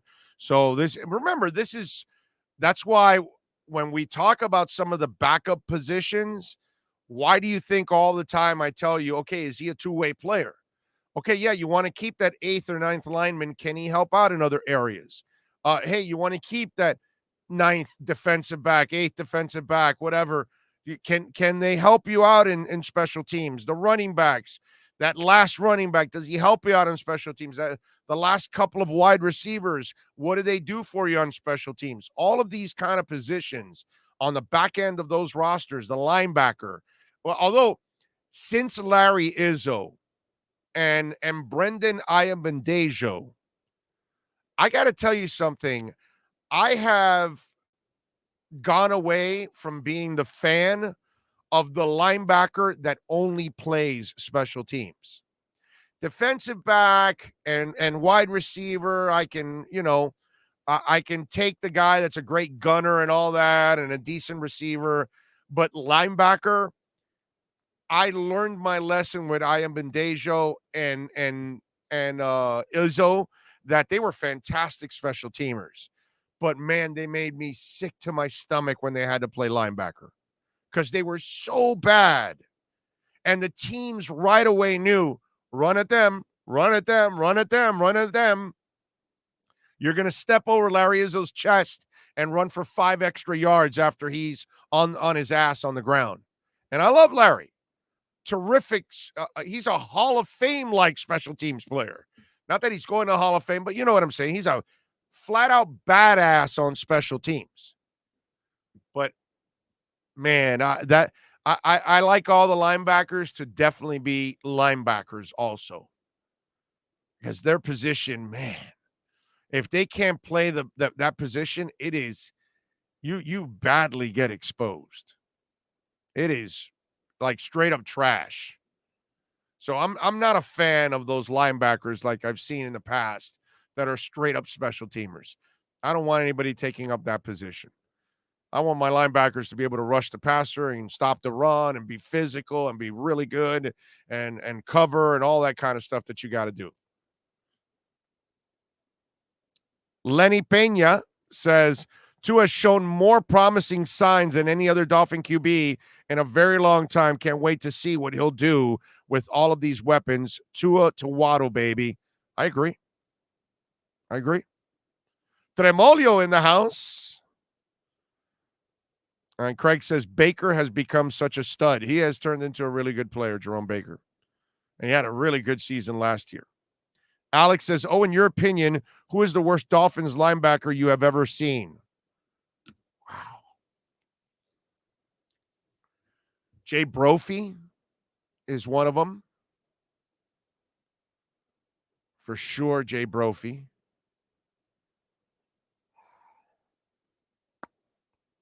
Trying to think of some of the guys. Wow, I hate to say this. He was such a really good dude overall, man. Really good human being.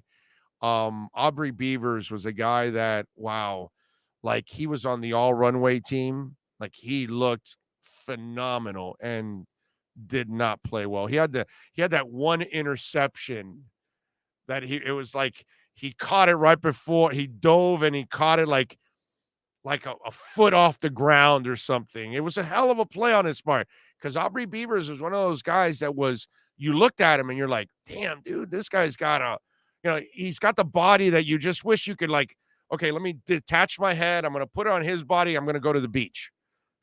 It's like, that's it. You're Aubrey Beavers. All you had to do is just go to the beach and just walk the beach. And before you know it, there's like 800 chicks like walking right behind you the entire time. That's what Aubrey Beavers looked like. He looked the part. And he just could not play. Jackie Shipp is another one. I'm with you there. What are you guys doing with Nick Bonacani and Zach? What is wrong with you people? I mean, that's almost deserves to get blocked. Insulting Bonacani and Zach Thomas. When we're talking about bad linebackers, Jeff Kopp. Wow, dude. That's a classic name, Jonesy. I like that one, dude. I like that one a lot. Big O, I'm so glad we picked up Trill. That kid seems promising. Yeah, he does. He's intriguing, man. He's definitely intriguing. Jackie Ship got a lot of votes. Well deserved. Jackie Ship was terrible, bro. Terrible. Let's see. Big O, can you post the show days and hours? Sports radio is crap here. Huh? Can you post the show days and hours? We post a show every day, bro. We post it in all ways, too. Hours, we post it on interviews, we post rants. We make it super easy for you, a la carte. If you only want to hear the hockey segment or the soccer segment or the football segment or the baseball segment, you can do that. I don't know what you're talking about. Are you subscribed to Big O Radio Show? It's all there, dude. Everything's there for years now, since we started this thing from day one. So you got plenty of stuff to listen to. And if you're missing, just in case, there's a gap between January and June, or very early June, because we started, I think, June 14th, we restarted the podcast. But between June and January, there's a gap. Well, that you'll have to go over to our older show, The Onside Zone, which is still up there. You can still find it. And those downloads are there if you want to check those out. Not that I really want you doing those, because we're not getting credit for those. Those are old. But you know, everything on Big O Radio Show, hey, that's the current count now, which, by the way, we're going to get to 4 million by early next week already, which is absolutely nuts. 50,000 again yesterday. We have about 150,000 downloads in the first 3 days of this week. 150,000 downloads, folks. That's wow. I can't say enough about that, man. Thank you so much. Eddie Moore. Eddie Moore was really, really bad. He was bad. He was so bad he got knocked out at a sports bar. Wasn't it Cafe Iguana? He got in a fight and they kicked his ass. Ex Thunderclee says, love your show, Big O. Love you for listening to us, supporting us, smashing the like button, however it is you support us. Thank you, thank you, thank you. Okay. Vernon Womack says, Big O, this is RVA Richmond. Go Fins. In this area, the Washington football team, the fans in the area are turning on Fitz already. I mean, it's, you know, you're not going anywhere. Let's just be honest. Okay. All right. Big O, what about Eric Kumaro? Do we look at Kumaro as the defensive end or the outside linebacker? Either way, he was bad. So you're good. He deserves to be up there. Oh, when are the cooking segments coming? Very soon. At Sports Grill, I'm going to do a cooking segment. All right. So there you go. What do we have here that I wanted to talk about on the program? By the way, Mets and Marlins postponed yesterday. They'll make it up on September 28th. Marlins and Mets tonight. Zach Thompson taking on Carlos Carrasco. 7:10 first pitch for that one. We'll see if Zach can get a win. What else do we have here? And by the way, prayers to all the people that are suffering because of Ida and the storms. Did you see what happened in New York with the flooding? You guys see all that? Did you guys watch the pictures? The subway, how all that water was going into the subway and streets were absolutely flooded all throughout New York. And I mean, I feel terrible for our kids. The world we're leaving them is going to be so volatile and so explosive, and so much more things are going to be happening when it comes to Mother Nature, because you and I know we're not going to turn this planet green enough to reverse a lot of the effects.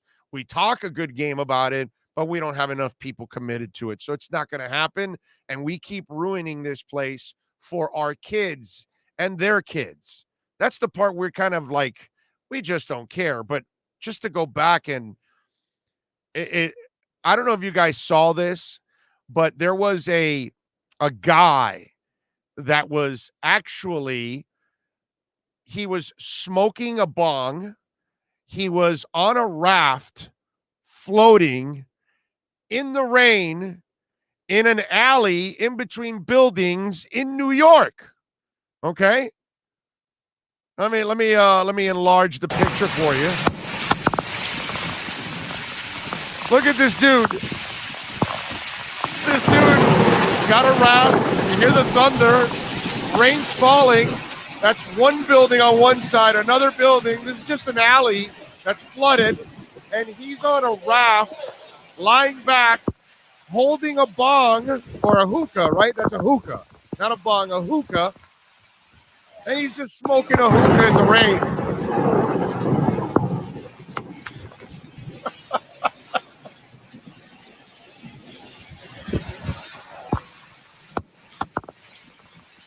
That is classic, man. It's absolutely classic. And he's just kicking back and relaxing. Hey, listen, we've seen people, skiing and what is that? It's not surfing, but it's what's that other one that it's the board that you use? I don't know, whatever it is, and it's other boats or jet skis are towing them and all that kind of stuff. That's hilarious, dude. There's a guy in New York, and it's like, well, I'll just go out and blow up this raft, and I'll just lie on the raft and take the hookah out there and go viral.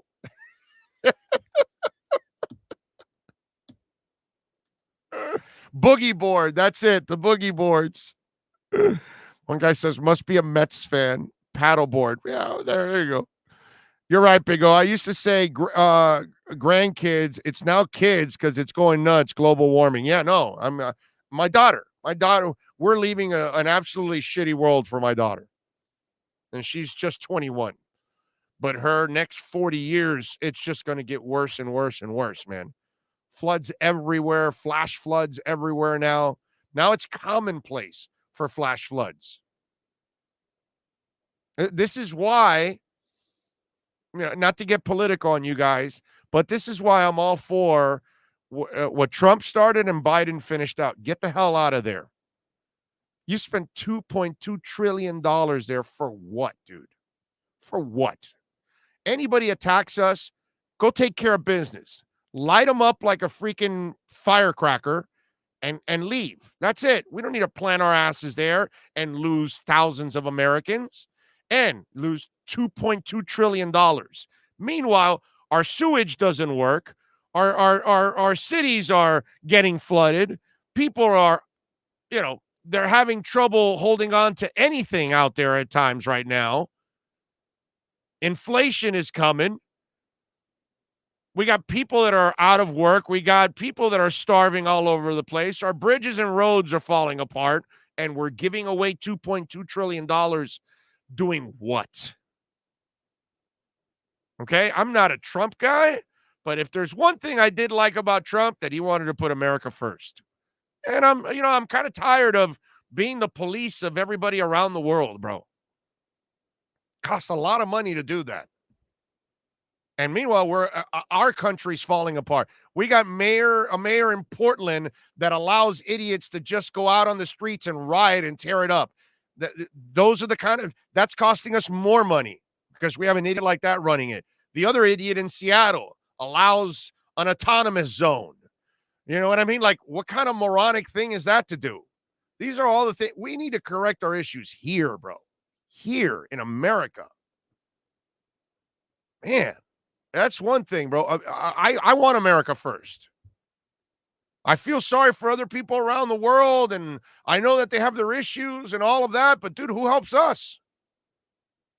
Who? Nobody helps us.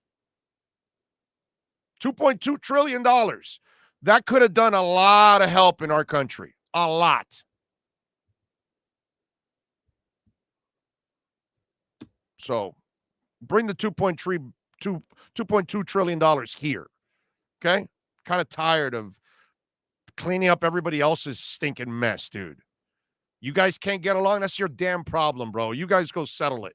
Why do we have to sacrifice our people to try to settle all your differences that have been going on for 1,000 years?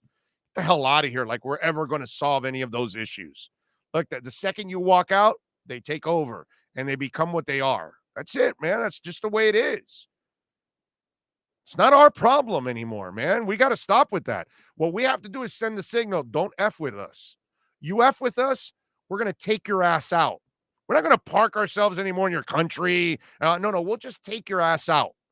Period. That's it. Sorry. I'm sorry about the political statement, but I am strong about America first. Big time. When we have all of our problems solved, and New York isn't flooding every time it rains, and Miami Beach isn't underwater anymore, and kids aren't starving, and animals are filled up in shelters, and they have nowhere to go, and everybody can go to school, and all our bridges and roads are perfect, and our dams are working because they're not dry. Maybe we could use $2.2 trillion to figure out a way to feed more water to our lakes and dams. How about that, huh? We're shutting down power facilities on the West Coast because we're running out of water. America first. Okay? America first, America second, America third, America fourth, America fifth, America. Period. Enough helping everybody else, dude. Jesus. All we do is get hate for helping everybody else, because while you're helping somebody else, you're hurting someone else. Bro, let them solve their own damn issues. Tired of it, bro. You mess with us, we take your ass out. And that's it. No more. That's all. You don't need to park your ass somewhere and lose American lives. No, bro, we have the technology. Take their ass out. And when you send that message and you wipe them all out, they'll never mess with you again. That's what you do. But keep the money here, bro. Please take care of the people here. That's what we need. Big O running for president. You want to kill me, don't you? Miami buildings aren't falling down as well. I'm all in, Big O. Yeah, look at that. Did you see yesterday that other building that they had to evacuate? I mean, that whole thing in Surfside is obviously starting something probably all over the world, not just here. Well, there's probably a lot of places that they say, hey, we need to start checking our buildings here. This one's old. That one's old. That one's old. That's selfish. Everybody should help each other no matter where you're from. Americans only care about pouring money into the military to be the big bullies. Sir, what does that have to do with they help out plenty of countries that we've sent millions and millions in vaccines? I don't know what you're talking about. Haiti needed help. We helped Haiti. I'm not sure what you're talking about, sir. It's not all. See, that's the problem here. You throw something out, you pull it out of your ass, and you make it sound like that's all they do, and they don't, bro. They do plenty to help all kinds of people all over the world. But what we have to stop doing is getting in the middle of conflicts. Okay? Now, I know it started because of 9/11. Well, what you do is you attack, you take out the people that are 9/11, and you end it. And that's it. But you don't park your ass there thinking you're going to change a culture that's been around for 2,000 years. It's ridiculous. So, there you go. Lazy Lightsaber is right. America first and Dolphins first. So 1A, 1B or something. That's the way we got to live. I live up the street from the building that they had to evacuate. All these old buildings haven't been checked in years. That's what Joey Vegas says. Yeah. Yep. Let's see. What else do we have? It's sad that the situation in Surfside made us open our eyes about these apartments. Well, that's how it always is. We're a reactive society. We're not a proactive society. We don't do that. We react after the fact. After they fly into the buildings and tear them down. Now we pick up our security. That's how it always is. It's been like that forever in our lifetime. Anything and everything always first has to happen. You know what I mean? You have to have Timothy McVeigh blow up a building in Oklahoma until you start realizing that you can have terrorists here at home too. So let's pick up the investigation on that. You know what I mean? But that's just this is who we are in this country. That's always been like that. We're always been reactive. We're not proactive ever. We just don't do that. Hey, what's it called? We had in the 60s, right? A 66, I believe. I forgot the name, maybe Carol or something like that was a hurricane. Or Sandy. It blew everything up here in South Florida. Did that change the building codes to the point that you needed it? No. We had to wait for Andrew then decades later to then destroy it, to then say, well, hey, we're in a hurricane zone. Maybe we need to have higher standards of building homes. Really? No shit. Well, you just came up with that now. Oh, okay, great. See what I'm saying? That's the problem. Building codes didn't go up until we lost, 75% of Homestead. We needed to lose 75% of the homes in Homestead in order for us to raise our building codes. That's what we do in this world, man. Reactive. Betsy was here, not Camille. It was Betsy. I knew it was a woman. So it wasn't Carol. What was the other one I said? So it was Betsy. Okay. I forgot. But I know that it was 66, I believe. I think I got the year right. Yeah. Joey Vega says, love the show, Big O. Been a fan since QAM. Keep the content coming. We are trying, my brother. We are trying our best. What else do we have that I wanted to talk about? Because I saw the dude in the floods in New York, and I said, damn. Oh, Khabib Nurmagomedov? Is that how it's pronounced? Nurmagomedov, I believe is how it's pronounced.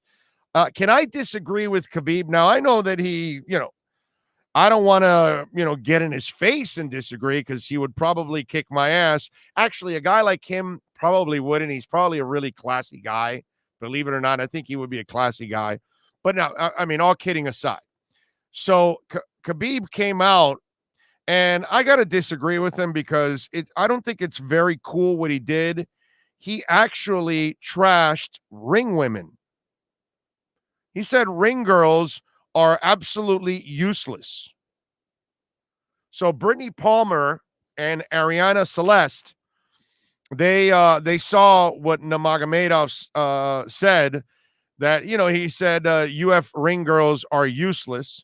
So Brittany and Ariana ended up starting to tag and send some tweets to Conor and to Nurmagomedov and all that stuff, and pictures of them kind of like in see, here we go. See, like Khabib. Sorry for those of you that are on the podcast, you can't see. So they're having a little fun with it. And can I, take obviously anything with Ariana Celeste is always a positive, of course, right? So they also put those pictures there of Celeste. And I have a beef with Khabib, okay? I want Khabib to know that ring women or ring girls or ring ladies or whatever you want to call them, they are incredibly important to the sport. Okay, you got to think about this. There's a bunch of dudes out there. They're all talking about the fight, going back and forth. They're drinking left and right. Some of them might be a little buzzed. Some of them might be outright already drunk. They're not going to remember everything. They need a reminder of what round we're in, because it happens a lot. You look at your buddy halfway through the fight and you go, hey, dude, what round are we? Is this the 5th or the 6th or 7th round? And so when you see the babe come up and hold that card, there's a good chance you're not looking at the card, but whatever. I'm just saying, she walks up there and you need that kind of reminder. Oh, it's the 3rd round. Okay. And, you wouldn't have a smile on your face saying, hey, it's the 3rd round. But when you see Ariel Celeste, it's the 3rd round. Yeah. There's a little, I get it. Khabib, maybe his concentration's being broken.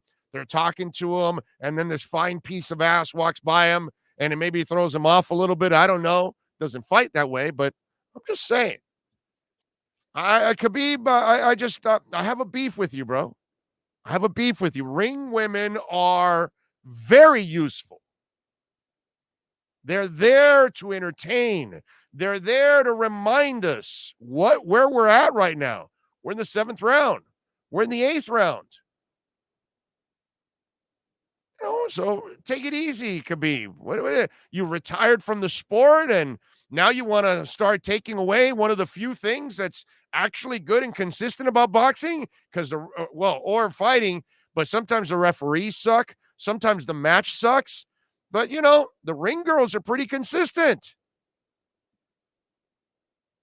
The ring girls over the years have been more consistent than boxing itself.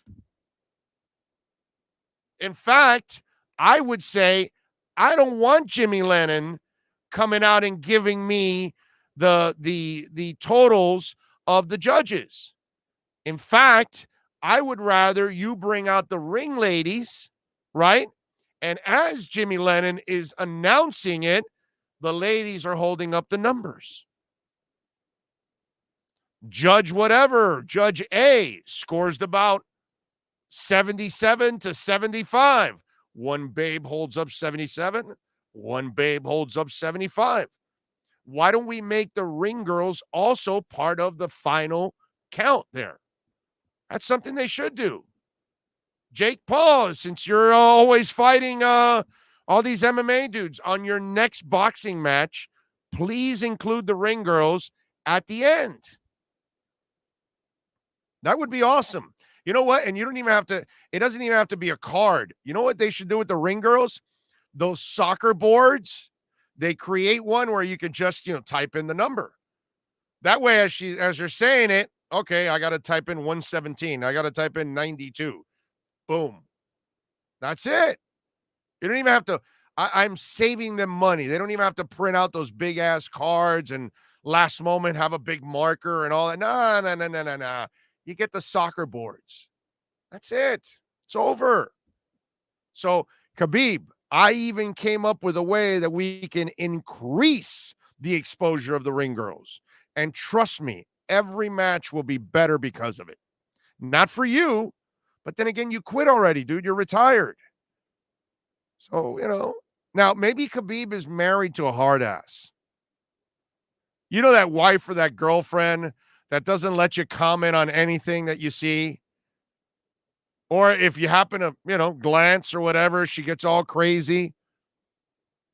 I don't know. Maybe that's the problem with Khabib. He's tied up with a lady who does not let him openly talk about certain things. Sad. EJA 35 ounce says ring girls are too top heavy. We need more Miami girls in the ring. Well, it depends on what rings you go to. I'll tell you this: if you go to if you go to BYB Extreme, the bare knuckle brawling that they've got here locally, the ring girls for those matches, baby got back. Baby got plenty of back. Just want you to know, I'm just here to give you the facts.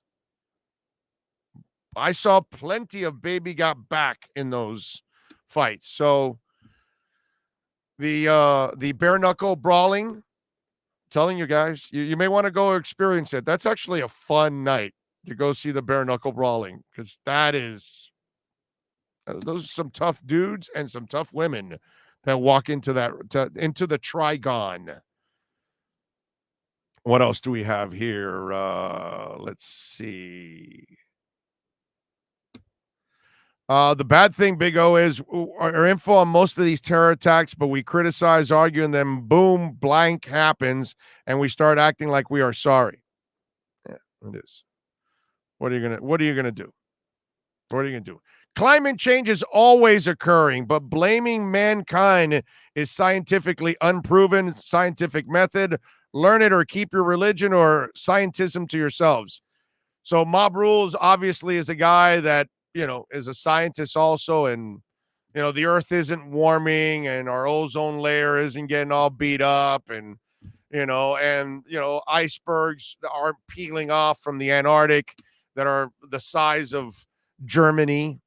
And of course, there's less ice up there. Those facts are already there, and your water levels are going up. I love all these folks that are completely in denial about everything. It's awesome. And then they come up with zero facts. They have zero proof. They just throw shit out there. Meanwhile, the proof is endless on one end. It's kind of like the people that want to fight that, well, no, if you don't take the vaccine, it's the same thing. No, it's not. But if you want to go ahead and believe that you're not taking a bigger chance without it, go ahead, bro. Nobody's going to convince you. But that's fine. There you go. Mob Rule is the guy that's anti-everything. Let's see. Remember the bridge over Mississippi River collapsing, killing those people, and we are arguing over vaccines at work. Pulisic says, funny, I've argued against here in Iraq and everywhere else and was always attacked by Republicans calling me commie. Now all of a sudden they cry for America first. Well, that was actually one of the things that Trump was doing. So, hey, man, whatever. It is what it is. People are going to think what they want to think, and you're not going to change them. Doesn't matter. Bruce Arian says Buccaneers are 100% vaccinated, including every player, coach, and staffer. That's strong, dude. That is strong. And that's a team that won a Super Bowl, and that's a team that's hungry and wants to win it again. That's impressive. I like that. We talked about it yesterday that Josh McCown was talking about how Kirk Cousins is probably – it's hurting him a little bit when it comes to being a leader by not vaccinating and doing whatever it takes to win, and obviously also not putting anybody at risk, which is what you're doing. You're putting more people at risk this way. If you're vaccinated, at least you have a chance to fight it off. And even if you get it, there's a good chance you're not going to die, and there's a good chance you won't end up in the hospital. Everything else is opposite of that.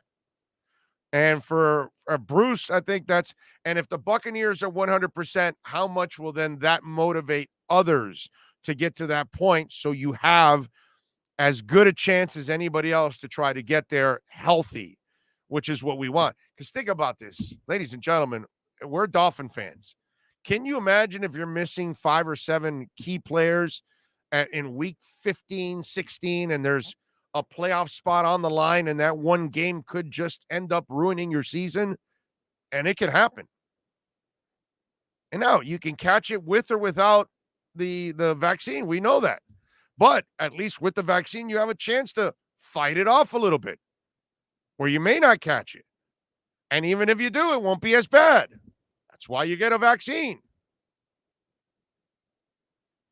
But I got to give Tampa a lot of credit. And I wonder how much will this motivate other teams to get to 100, knowing that the Super Bowl champs are that motivated that they made sure they were 100. Alex Diaz, thank you, sir, giving us a little love on the Super Chat.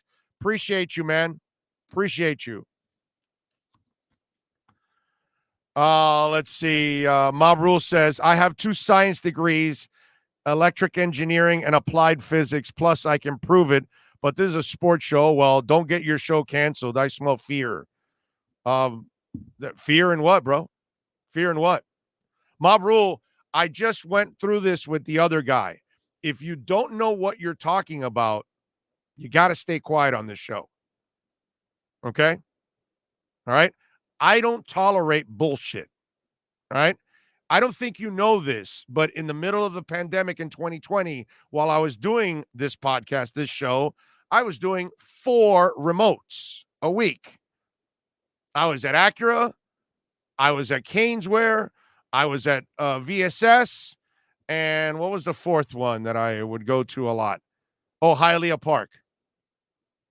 While no radio station had their employees inside a building, they were all at home, I was on the road. Mask and all, but I was on the road. So I worked more than anybody else during the pandemic. So it's not a matter of fear because I haven't stopped working. I didn't hide in my house the entire time, which I don't blame you. If you can and you can afford it, go ahead. You don't have to take the chance. But I was plenty out there. There's no fear. There's protection. There's obviously being cautious. That I was more than I should be. But that's kind of, I have 5 stents in my heart. But there's no fear, my brother. I never lacked anything. When I had to work, I work.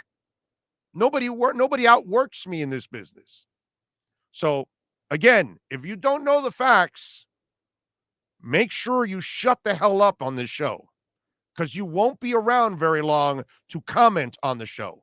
Got it? Know the facts.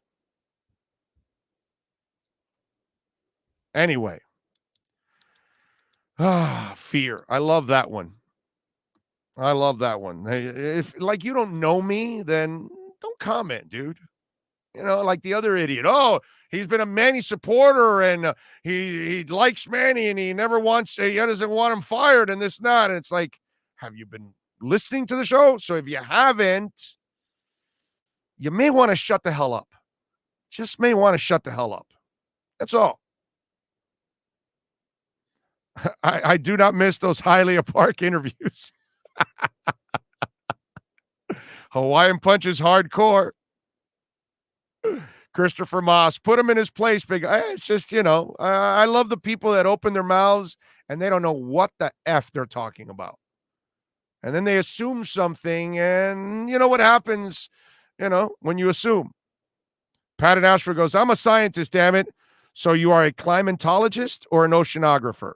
No mechanical engineering or physics. So I know I'm not, so I know what I'm talking about. Mob Rule says fair enough. Yeah, well, that's not fair enough, bro. It's the fucking rule of the show. Understand that. It's not fair. It's my rule. That's what it is. Not about fair. It's about right or wrong. Okay? You guys can go spew bullshit somewhere else, and maybe nobody's going to call you out, but I'm going to call you out. So you better bring it, and you better know what the F you're talking about. That's the bottom line. EJ says, I don't agree with a lot of your politics and Ryan Tannehill, but I love you, brother. Keep it, man. I appreciate you, man. Thank you, sir. We don't have to agree on politics. We don't have to agree on a lot of things. So that's life, man. You move on. You have your disagreement. Everybody sees it differently. You move on. It's not the end of the world. Big O, have you done your research on the vaccine? Yeah, what have you done, sir? What have you done? What research do I need? I'm sorry, I see the CDC numbers. They're the research I need. Now, if you want to listen to somebody else, that's fine. I love when you say, oh, well, they got things inside the vaccine. Well, anybody find that? There's no proof. None. Oh, they're tracking you. Any proof? None. None. The only proof there is you have a better chance of dying if you don't take the vaccine. You have a better chance of being in the hospital if you don't have the vaccine. That's the only proof you need, dude. And if you want to argue that, then, I can't help you anymore. That's the end of the conversation. It's the hospitals are filled with people that are unvaccinated. I just saw a story where 3 Dade County teachers died this past week, all 3 unvaccinated. But I get what you're saying, right? The media is only reporting the unvaccinated dead. They're hiding the vaccinated dead, right? Is that what you're doing? Every media outlet in the world is doing that, right? That's what it is. Every hospital in the world is lying also. They're all lying to you, sir. There's more vaccinated people that are dying than unvaccinated people. But go ahead. Go ahead. Just talk yourself into it, dude. That's right. Think everything's a conspiracy theory. They're all out to get you. I mean, they were out to get us for the measles. They were out to get us for polio. It's the same thing. Every cold season, people take the flu vaccine. But all of a sudden, this vaccine is evil. Come on, man.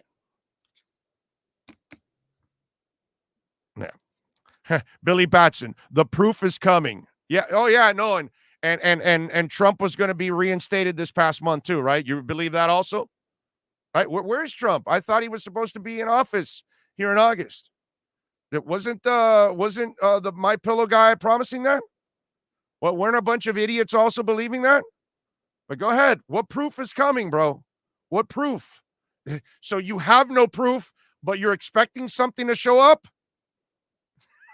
How does that make any sense? I love some of you out there. That's fantastic. The proof is coming. I have none, but it's coming. I don't know what I'm talking about, but it's coming. It's coming, oh.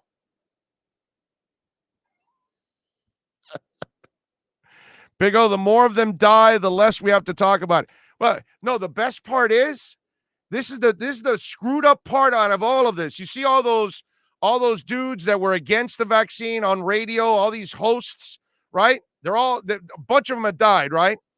This is the phenomenal part about this. It's one side of the party that's actually killing themselves. And then if they want to beat the Democrats, dude, take the vaccine. You're killing your own people. Because I guarantee you, if you look at the death rate, more of the people dying are probably Republicans than Democrats because they've been believing the crap that they've been spewing. Now you got less Republicans to vote. That's what's going on. Nobody's ballsy enough to tell you? That's what's going on, dude. It's one side of the party, and I don't care about Democrats. I'm not on either side. You're both a complete mess. You're both a joke. Both parties are a disgrace. Let's get that straight. Democrats, Republicans, you're a disgrace. All right? So let's get that straight. I don't care about either side. But it's funny how one side has been so dead set on it, and I bet you anything, nobody's done that survey because I don't even know if you can, but you could tell because it's one side more than the other. It's more of the Republicans that don't believe in the vaccine. So it's more of the Republicans that aren't taking the vaccine. So clearly, people that are unvaccinated are dying more than vaccinated. So the Republicans are actually killing themselves more than the Democrats. And if they want to win offices down the line, well, guess what? You got less of your people voting. Sorry, those are the facts. All those right-wing radio hosts, they're all dying, dude. There's been a slew of those guys. It's nuts. But go ahead, believe whatever you want. That's the problem. You're dead set on believing that anything that they do on the Democratic side makes sense, like these stupid budgets that they're trying to pass. And if you're a Republican, you're believing all the crap that they're selling you. And then you stay on it just because of the party lines. That's the embarrassing part. You're going to defend what happens out on the West Coast with all those idiot Democrats. You're going to defend what happens in Texas, where now they went back to 1950, going against Roe versus Wade. Come on, man. Wake the hell up, please. Both parties are a stinking joke. And the worst part is the Republicans are screwing themselves with this whole pandemic.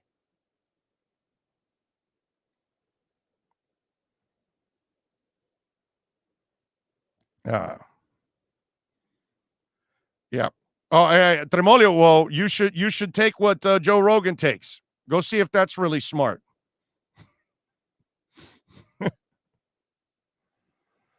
Yeah, what Joe Rogan did is really smart. Richard says, let's talk sports. Conspiracies are becoming more mainstream these days. Politics.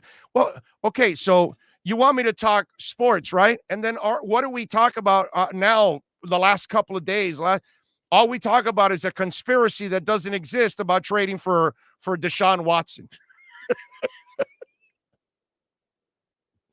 We got no pro football going on, but we have to talk about a trade that's never happening between the Dolphins and the Texans in the next 2 weeks. I mean, we had idiots going out there thinking that it was going to happen in the next 2 weeks. I mean, Rosenhaus's take the other day on Channel 7, I mean, I couldn't laugh any harder. So it's funny. So there's a conspiracy theory about that, and then there's a conspiracy theory about, the Dolphins and Watson and all this stuff. It's one to another, my brother. That's all we do here on the show is talk about those conspiracy theories. Oh, man. By the way, nice job by Gregory Rousseau buying his mom a Jeep. That is very nice. I like that kid. I hate that he went to Buffalo. I hate that he went to Buffalo because I think he's going to be one hell of a player, bro. One hell of a player. I think he's going to be a disruptive force. That will be a pain in the ass for the Dolphins to block. And again, we've already talked about this. It's more about scheme fit and why they like Jalen Phillips. He fits more of what they do. But what Buffalo, he's perfect for that defense. Perfect. Already got a couple sacks in the preseason. Let's see how he does in the regular season. I know a lot of people were down on Greg Rousseau because they didn't think he was a technician. That he's one of these guys that's naturally strong, or as they say, country strong and disruptive, and a guy can just run people over. He's going to be really good against the run because he's a physical player. But hands-wise, the technique, he was raw. But you know what? A lot of players are like that. And I think that he's a guy that can get better in that area, but you cannot teach his natural ability. And I saw that story of him buying his mom the Jeep, which is such a great story. It's gotta be one of the best feelings in the world, right? You grow up, you don't have a lot of things. Your mom, your dad, or only your mom, or only your dad, whatever combination it is, or a sibling has to work their asses off just to barely keep you above water. You know what I'm saying? For a lack of a better term, considering all the damn flooding that's going on. And then you finally make it to the league where you actually can get some money and make your mom's life a little easier than it's been up until this point. And listen, we all know, we all live it, we all work it. Life ain't easy, man. Life ain't easy. And you try to tell your kids, right? You try to give advice to younger people about it because they have not entered life yet.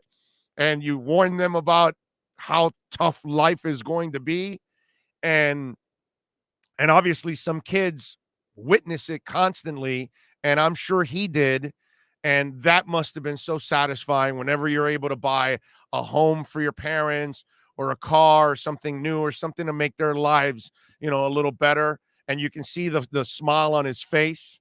That's got to be one of the most satisfying things in the world, that, your parents come through for you all the time, your mom or your dad or whatever, and they're there for you when you're sick. They're there for you to give you food, to put your clothes on your back, whatever it is, help you with your homework.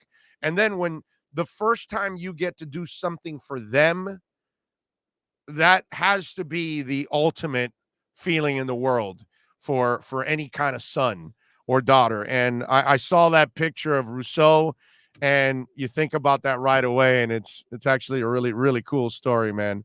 Happy for the young man. I just hope he sucks against the Dolphins. Sorry, Gregory, but I'm a Dolphins fan first, my brother. I hope you get sacks in every other game, but except the Dolphins, those two games. And if they meet them in the playoffs, do me a favor. All right? Don't do anything. Okay. I love it. He's nothing like Jason Taylor. I don't know who we're talking about. Are we talking about Rousseau, or are we talking about Jalen Phillips? I'm not exactly sure which one, and neither one. Yeah, they probably are not like Jason Taylor. But then again, most people aren't, Big O, will you get the third vaccine as soon as you are able, or will you wait until FDA requires third vaccines to be considered fully vaccinated? I will continue to follow the CDC, and I think I have to wait 8 months. So I did it in March. So I will do it again in November. Yes, I will get the booster shot. Yes, I will. Of course I will. I wanted to see a first couple million people get the vaccine to make sure that it was all right, and it's been fine. Of course, there's going to be a couple of complications. That's with anything in life. Okay, there are people that take aspirin, and millions and billions of people take aspirin every year, and there's a couple of people that end up having some kind of a terrible reaction to it. You know what I mean? So yes, I am going to take it. I got 5 stents in my heart, man. I have to be very careful. And I've been fine. It has nothing and hasn't hurt me whatsoever. Nothing's wrong. I'm not growing a third ear. I don't have a third eye. I don't have a sixth finger. I'm not Antonio Alfonseca. So I'm fine. By the way, Antonio Alfonseca, you got to think about it. I mean, that's the first man in history that can throw a six-finger fastball. That's impressive. I don't know. Should that be in the Guinness Book of World Records? First pitcher in the majors to throw a six-finger fastball? Just saying. It's a lot of grip. It's like having an upper grade Michelin tire, bro. Six-finger fastball. It's impressive. I'm going to tell you. Let's see. All these theories are just that. Yeah, and none of them hold up. That's the best part about it. So, yes. Guy, no, I guess he's talking to us. I see it's all going back and forth. Billy Batson says the NFL are knee benders and deserve to be extorted into taking the Jonestown shot. I'm done for today.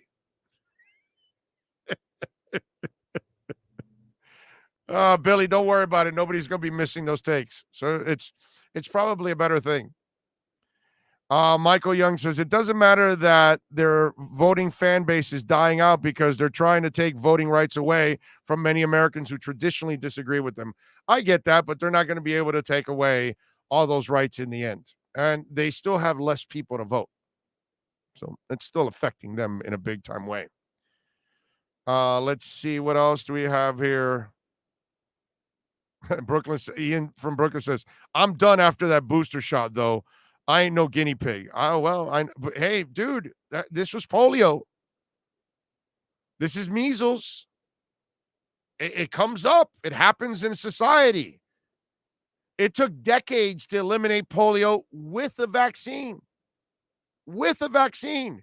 If you don't have a vaccine, do you know how many more millions die? So it's not something we can control, Ian. You know what we need? We need people to stop, kind of experimenting with animals. There's a certain part of the world that somehow or another, these diseases, these viruses come out of one area in the world that they tend to mix human and animals like way too much. This is crap we can't control. And until those people learn that, hey, dude, you got to separate the two, animals and human beings. So that way maybe we don't, we got no control over that. This is a pandemic. It's not something that we all want. We don't need it.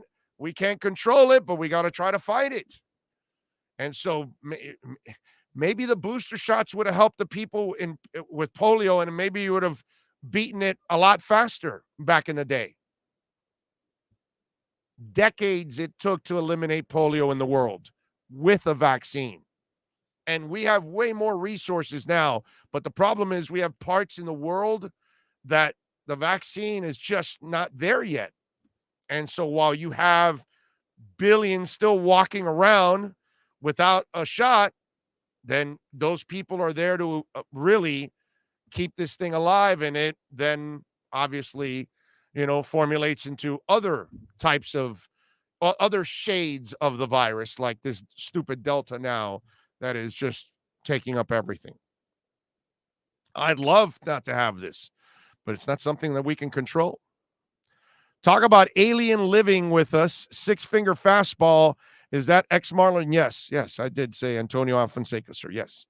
I have bets with my buddy on how many booster shots until they realize they're guinea pigs and revolt.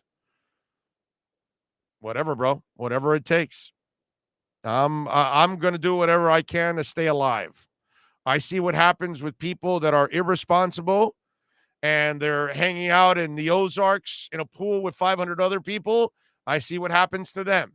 And I see what's happening to the people that don't take the vaccine. So it's a pandemic, man. I know people don't want to believe it's a pandemic because if you don't believe in the vaccine, then you don't believe it's a pandemic. You know, you just think it's coincidence that millions of people are dying. Okay. So one guy says, stop the politics. Your lefty side is coming out. Well, see, that's where, again, you don't know what the hell you're talking about.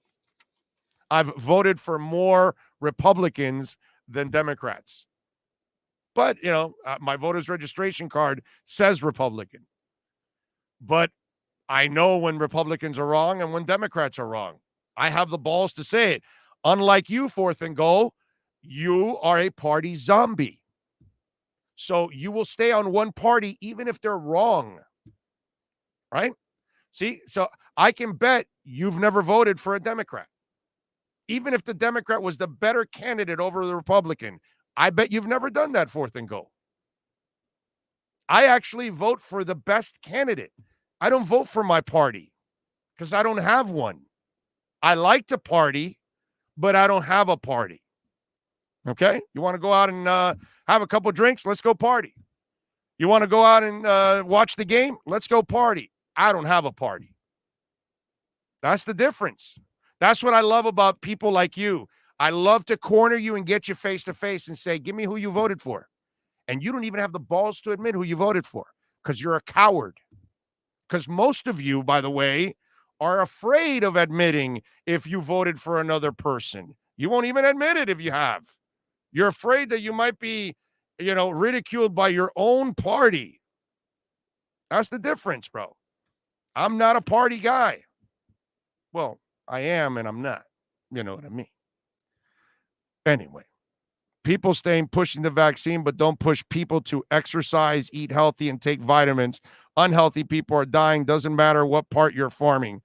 Bro, if you're comparing unhealthy people to a vaccine and to a virus, brother, no. Put the weed down, put whatever it is. I mean, that analogy, bro, is embarrassing. So don't do that anymore. Okay, Felix? Don't do that, bro.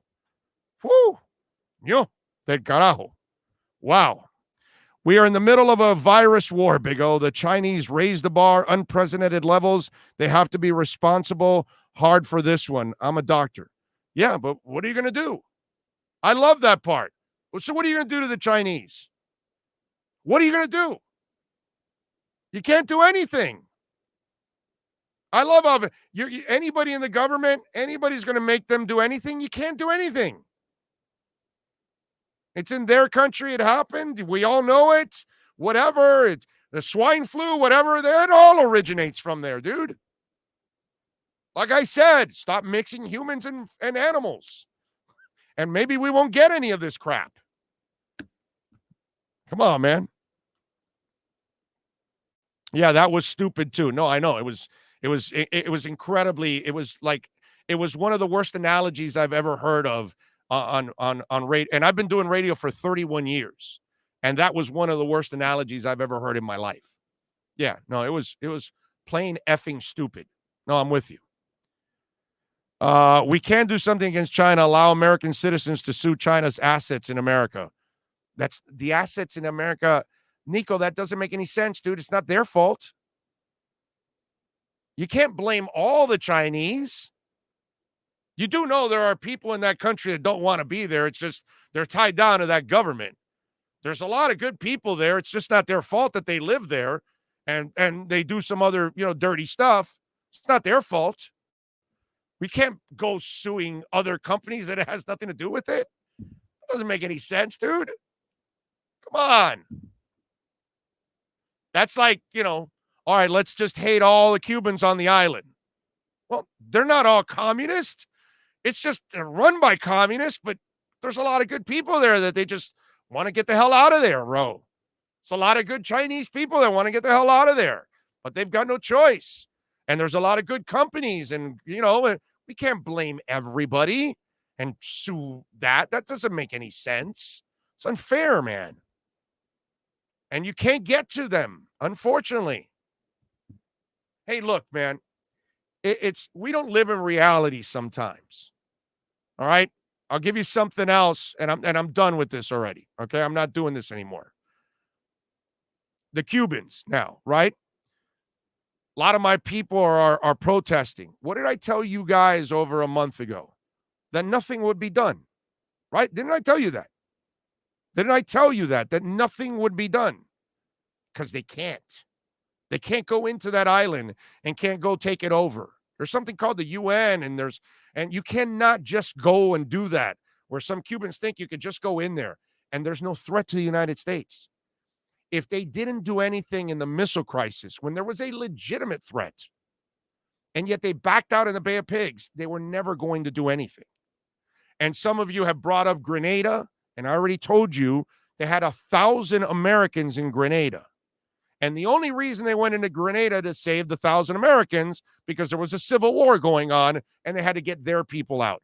Just like now, in Afghanistan, well, they had the people that attacked us in 9/11, so we went there, took care of business, Obama, all that stuff, not Obama, bin Laden. Obama got bin Laden, right? I think it was. And then they took those guys out, and we've been there ever since, only because it was a threat to America. Cuba isn't a threat to America. We have no we have no Americans at risk. So we can't go in there and do anything. We can't go to China and do anything.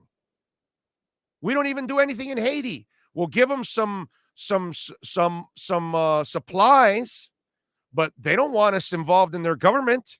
They've already told us, no, we don't want anything. So they can't do anything.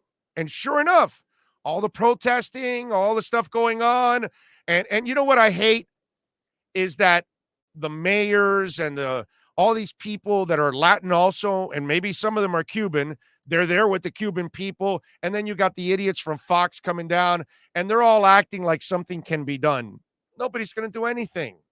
Nobody's ever done anything. In the Mariel time in the 80s, Castro's letting out people from jails and all that stuff.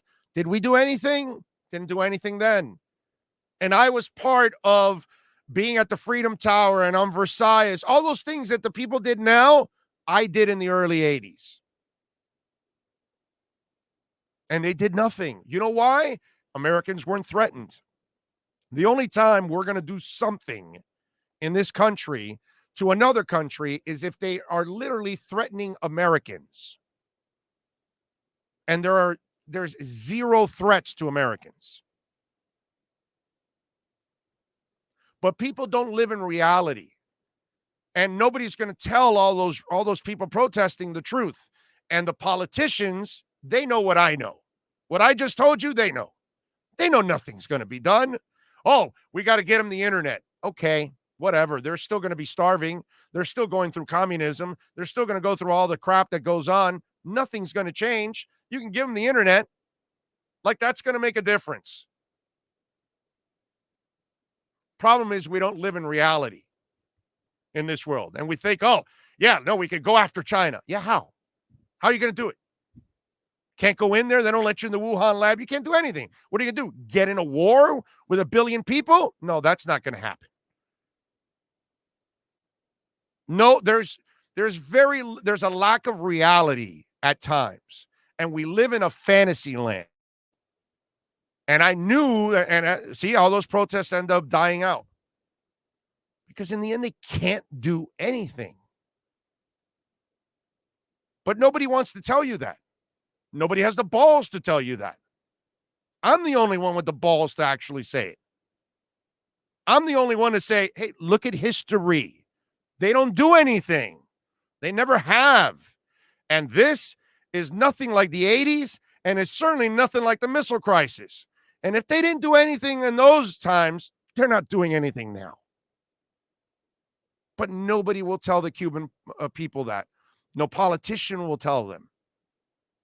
They'll just let them get their hopes up and they'll scream and they'll want change and all that, and nothing will happen. And they'll blame a government. It doesn't matter what government was in place in the 60s, what government was in place in the 80s, and what government's in place now. It doesn't matter what side, Republican, Democrat, none of them are going to do anything.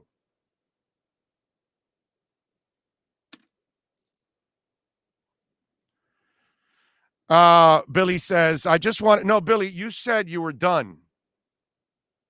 So you're done. Problem is this country sold to China for profit, and now we're at their mercy, and China knows it. Business is business, bro. That's been going on. That stuff with China has been going on for decades. Okay. You want to make your products there because they got sweatshops and you don't want to make it American. That's been our problem for decades, bro. That's not one side either. That's everybody. So, bro, we need to fix us first. I'm with you there, C-Dola. Sadly, as a Cuban, the only people that can free Cuba is the people on the island. Real freedom comes at a price. That price is blood. That's exactly what I said, Mr. Moss. That's exactly what I said a month ago when this was happening. The only way is if you get guns in there, you get bombs in there, you got to get illegal stuff in there. And the island has got to turn into a big Hogan's Heroes. Okay, I'm going to lose a lot of you young people out there. But you got to find a way to get in and out of that island and to give those people that live in there the resources they need to fight from within. And he is right. Until we see a civil war, a literal civil war where there are bullets and blood, that's the only way that island it gets taken over by the people that, would like a real government in there. So if they cannot put their lives on the line, it's over. The Afghanistans didn't want to put their lives on the line, and the other guys took over. It was going to happen either way. Sorry. Every country that's had a revolution, to fight for their freedom, they're the ones that have been able to fight for their freedoms. It's up to Cuba now. It's up to Afghanistan. It's several countries are in that position. And now the problem with Cuba is that they have been so battered now for half a century that they have no will and they have no resources. And there's no way of fighting it. But they have to find a way, dude. They have to find a way. And that's the only way it's going to get resolved. C-Dola is 1,000% right. We're not doing a damn thing. That's all. And, the way this world is, if you go down to any of those protests and you tell somebody what I just told them, they'll never believe you because they'll blindly think that, no, it's going to change. They're going to do something. No, dude, they never do anything. They never will do anything because there's no threat to America. Zero threat. If Cuba was a threat, we'd be in there. There's no threat. There's not one American that's threatened. And they don't care what's happening to the Cubans there because that's not their citizens. So just in case if you're Cuban out there, you go, well, Cuban people are suffering. They're not Americans. They're Cubans. They're Afghanistans. They're not Americans. They're not going to care. They're not going to do anything. They never have and they never will. Sorry. All right, I'm done. Done. No more politics. No more crap. We got a bunch of football, by the way, today. Citadel taking on Coastal Carolina, which I'm not going to watch. Weber State taking on Utah, which I'm not going to watch. Ohio State versus Minnesota at 8 p.m. on Fox. I'm going to watch that. They got that backup quarterback, that kid that got the $1 million deal. I don't think he's the starter, right? I think he's the backup right now. I think he's like the future or something like that, right? Isn't he like a redshirt freshman or something like that? That kid got a $1 million NIL deal, man. That is freaking awesome. I'm going to watch that because Minnesota is, they're half decent at times. Not that I expect them to beat Ohio State, but that might be one I want to watch. Southern Utah and Arizona State at 10:30. I have no interest in watching any of that. Tomorrow is a must-see game on Friday night at 6 o'clock. UNC is taking on Vatech. I want to see where UNC is at with Sam Howell, and I want to see where those weapons that he had to replace, because Mac Brown had to replace a lot of weapons on that team. And we all know Sam Howell, those of us that follow it, of course, Sam Howell's a badass.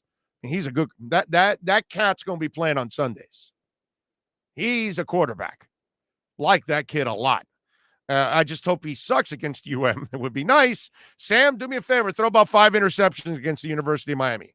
That would be really nice. But Vatech has fallen, right? I mean, since Beamer left, dude, and it was kind of already going in a little bit of a downward trajectory the last couple of years of Beamer, and now it just doesn't seem like they're not the team. Even if you go to Blacksburg, I don't even think you fear that team that much anymore in Vatech. And it is in Blacksburg, by the way. So UNC will have to go on the road, and it's 6 o'clock at night. So those people will be liquored up. And so the crowd will get jacked. But I don't believe that the team anymore is feared like it used to be at home. Not that you ever really feared them in a big game, because Vatech is notorious for choking in the big games. Not home, I'm saying. Any game, bowl games, big games, they are notorious for choking in those big games under Frank Beamer, okay? But they were still a scary team at home in Blacksburg. I don't think that's the case anymore. I'm going to see what happens tomorrow with the UNC Vatech game, but I'm definitely going to watch that game. I'm looking forward to that matchup. Remember, you can reach out to us on the Yahoo email, Big O Radio Show at yahoo.com. That's Big O Radio Show at yahoo.com. You can also reach out to us on Twitter at Big O Show. Please don't forget to smash the hell out of that like button. It is very important that you smash the hell out of that like button. Wow, we got 5 dislikes too today. Awesome. That's fantastic. We got some dislikes. Big O, even when Cuba was a threat, we didn't intervene. Yeah, I just said that, and I said that in the missile crisis. George Luis Ochoa says, I am Cuban as well, Big O, and like you said, freedom has a price. It's sad, but that's where they're going to have to go. They're going to have to start doing dirty stuff behind the scenes. Tremolio says, NIL money is going to create an NBA issue for the NFL kids, getting a lot of cash before they enter the NFL unmotivated. Well, Tremolio, you got to remember, like the kid at Ohio State, he's a freshman. He got $1 million. He loses 40% of it, so it's $600,000. He gives the agent probably somewhere in the 2 to 3% range, right? So let's go with it's about what about, let's say if it's 2%, it's 120,000, right? I think it is. So you're going to give away a lot of money before. No, that would be 10%. That would be 2%. No, it's 12,000. Okay, so you give away the 12,000, right, for the 600,000, or maybe do you have to give them away the $1 million? Maybe it's 20,000 because you got to give away for the whole $1 million, right? So 2%, 20,000, let's just say. So you get 580. Then he still has to spend some money over the next couple of years.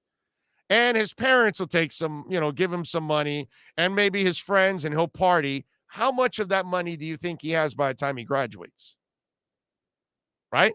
And if you want to keep making that, when Tremolio, then comes the next thing.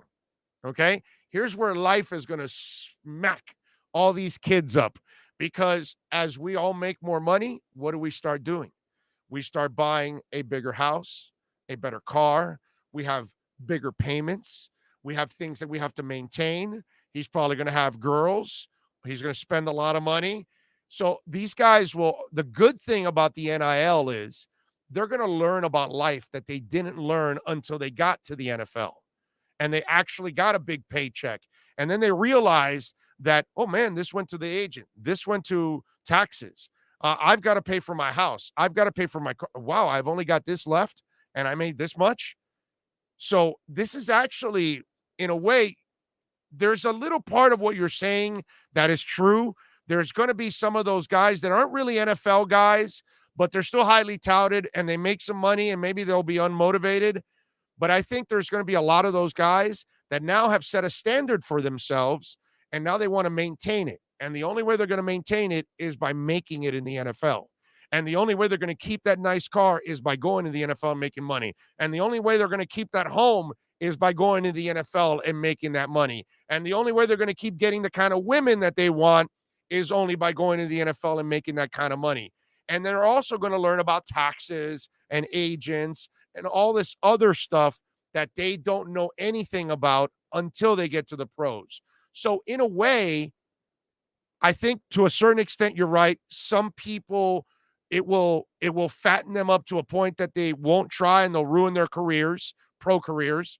But I think a lot of them are going to be able to get an education on what it is, what life is, what you face every day, what I face every day, what it is to have a family, to have a home, to have multiple cars, to have insurance, to have flood insurance, to all these little things that kids never think about, right? When they're about to get married or whatever, they don't really realize everything that you need.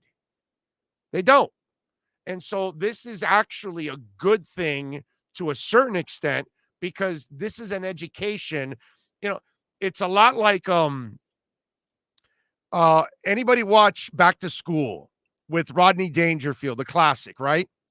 And he's in that business class and the stuffy guy is teaching business, right? But he's teaching business by the book. Life doesn't go by a book. There's all kinds of other things that you're going to run into in life. And Rodney sits back there and goes, oh, man, you're leaving off this, and this, and you got to grease this guy. And he's talking the truth, right? And then he gets all flustered because, you know what? He never really ran a business. He's just been teaching it behind a blackboard the entire time, which that doesn't mean jack in the end. It's like my business. There's a bunch of guys that graduate and they graduate from this prestigious college with this, broadcasting degree and this and that, and they suck at broadcasting. So you graduated, you did a little radio on your thing. Can you actually do a radio show? No. Can you actually communicate with people? No. Do you actually do your homework and know your stuff? No. So then what's your degree worth? Nothing. Nothing. So you'll take another position that you weren't really studying for. There's a lot of people that can't do this job, no matter what grades they got in school. Because what you did in school was school. It's not the real deal. You didn't have to deal with life. You didn't have to deal with the politics. You didn't have to deal with personalities. You don't know. You don't have to deal with like things I've dealt with. I've lost my job because an owner got a divorce and had to liquid the station. Got rid of everybody, changed formats. Another time I was in San Francisco, they filed Chapter 11. They offered me a job on the other side of the business because I was doing a nationally syndicated sports talk show in Spanish. They offered me a job to stay on the English side. The only problem was it was about 30% less money. And since I was still living in Tiburon, but I was still supporting my house in Miami, I said, no, not enough money. And I came back and got a job at QAM. So I've lost my job for different reasons or another. And that's like college ain't going to teach you that, dude. They're not going to teach you that at all. They'll never teach you that. Life, baby. Life is so much different than what they're trying to teach you in school a lot of times. But you're right, Tremolio. It goes both ways. I think some will be affected by it, but I think the education of this is incredibly important for some of these young people because they have no idea what real life is like. They just don't. Any of us that are parents and you're bringing up kids, you know what the hell I'm talking about. Kids want to grow up really fast and they don't really know everything that they're about to face. They just don't understand it. Adams says, I think the NIL issue is going to be good for the NFL. kids that are only about money, not about the game, won't make it to the NFL because they'll make all the mistakes in college. Very interesting, Chris. That's a very good theory. I like that. They'll spend their NIL money on Deshaun massages. Just make sure you make them sign some kind of a confidentiality agreement. Save your ass. Cover your ass, bro. Because if not, they'll sue you for whatever money you have left from that NIL. Athletes who were in my college classes never went to class. Sports 24/7. They can get away with that, Nico. Daniel Grafton, Deion Sanders' kid, got a sponsorship deal. First HBCU player ever to get a sponsorship deal from Beats by Dre. Well, that's because of his dad. That's why. So, it's not because of him. It's because of his dad why he gets it. Do the Dolphins have practice today? Actually, I think they do have practice today. I think it's in the afternoon, sir. I want to say it's a little later in the afternoon. Now, actually, I'm sorry. We are in the afternoon. I'm sorry because I started at 10 in the morning. I'm thinking, yes, I think it's around now when they start. Back to School is one of the greatest 80s movies ever. Rodney was a gem. Triple Lindy. Oh, yeah. Hawaiian Punch, the spicy show today. 5 thumbs up. Or 5 thumbs down we got. Big O, did you get the money on Cash App? Yes, I did. Thank you, sir. Thank you, Ian. I appreciate you for giving us love. As always, all of you out there, appreciate you. Cash App or Venmo, Cash Big O Show. That's Cash Big O Show. I appreciate all of you out there. It is time to wrap it up. We will see you tomorrow, same time, same place, same bat channel. When you're ready to purchase a new home or refinance the one you have, American Dream Lending will make sure your loan experience is easy with fast approvals and quick closings. With many loan programs and competitive rates, now is the time to turn your dreams into reality. Ask about special financing for veterans. They never charge an application fee and you will work directly with one of their experienced loan professionals. Stop dreaming and contact American Dream Lending today. 786-802-1727 or online at adreamlending.com.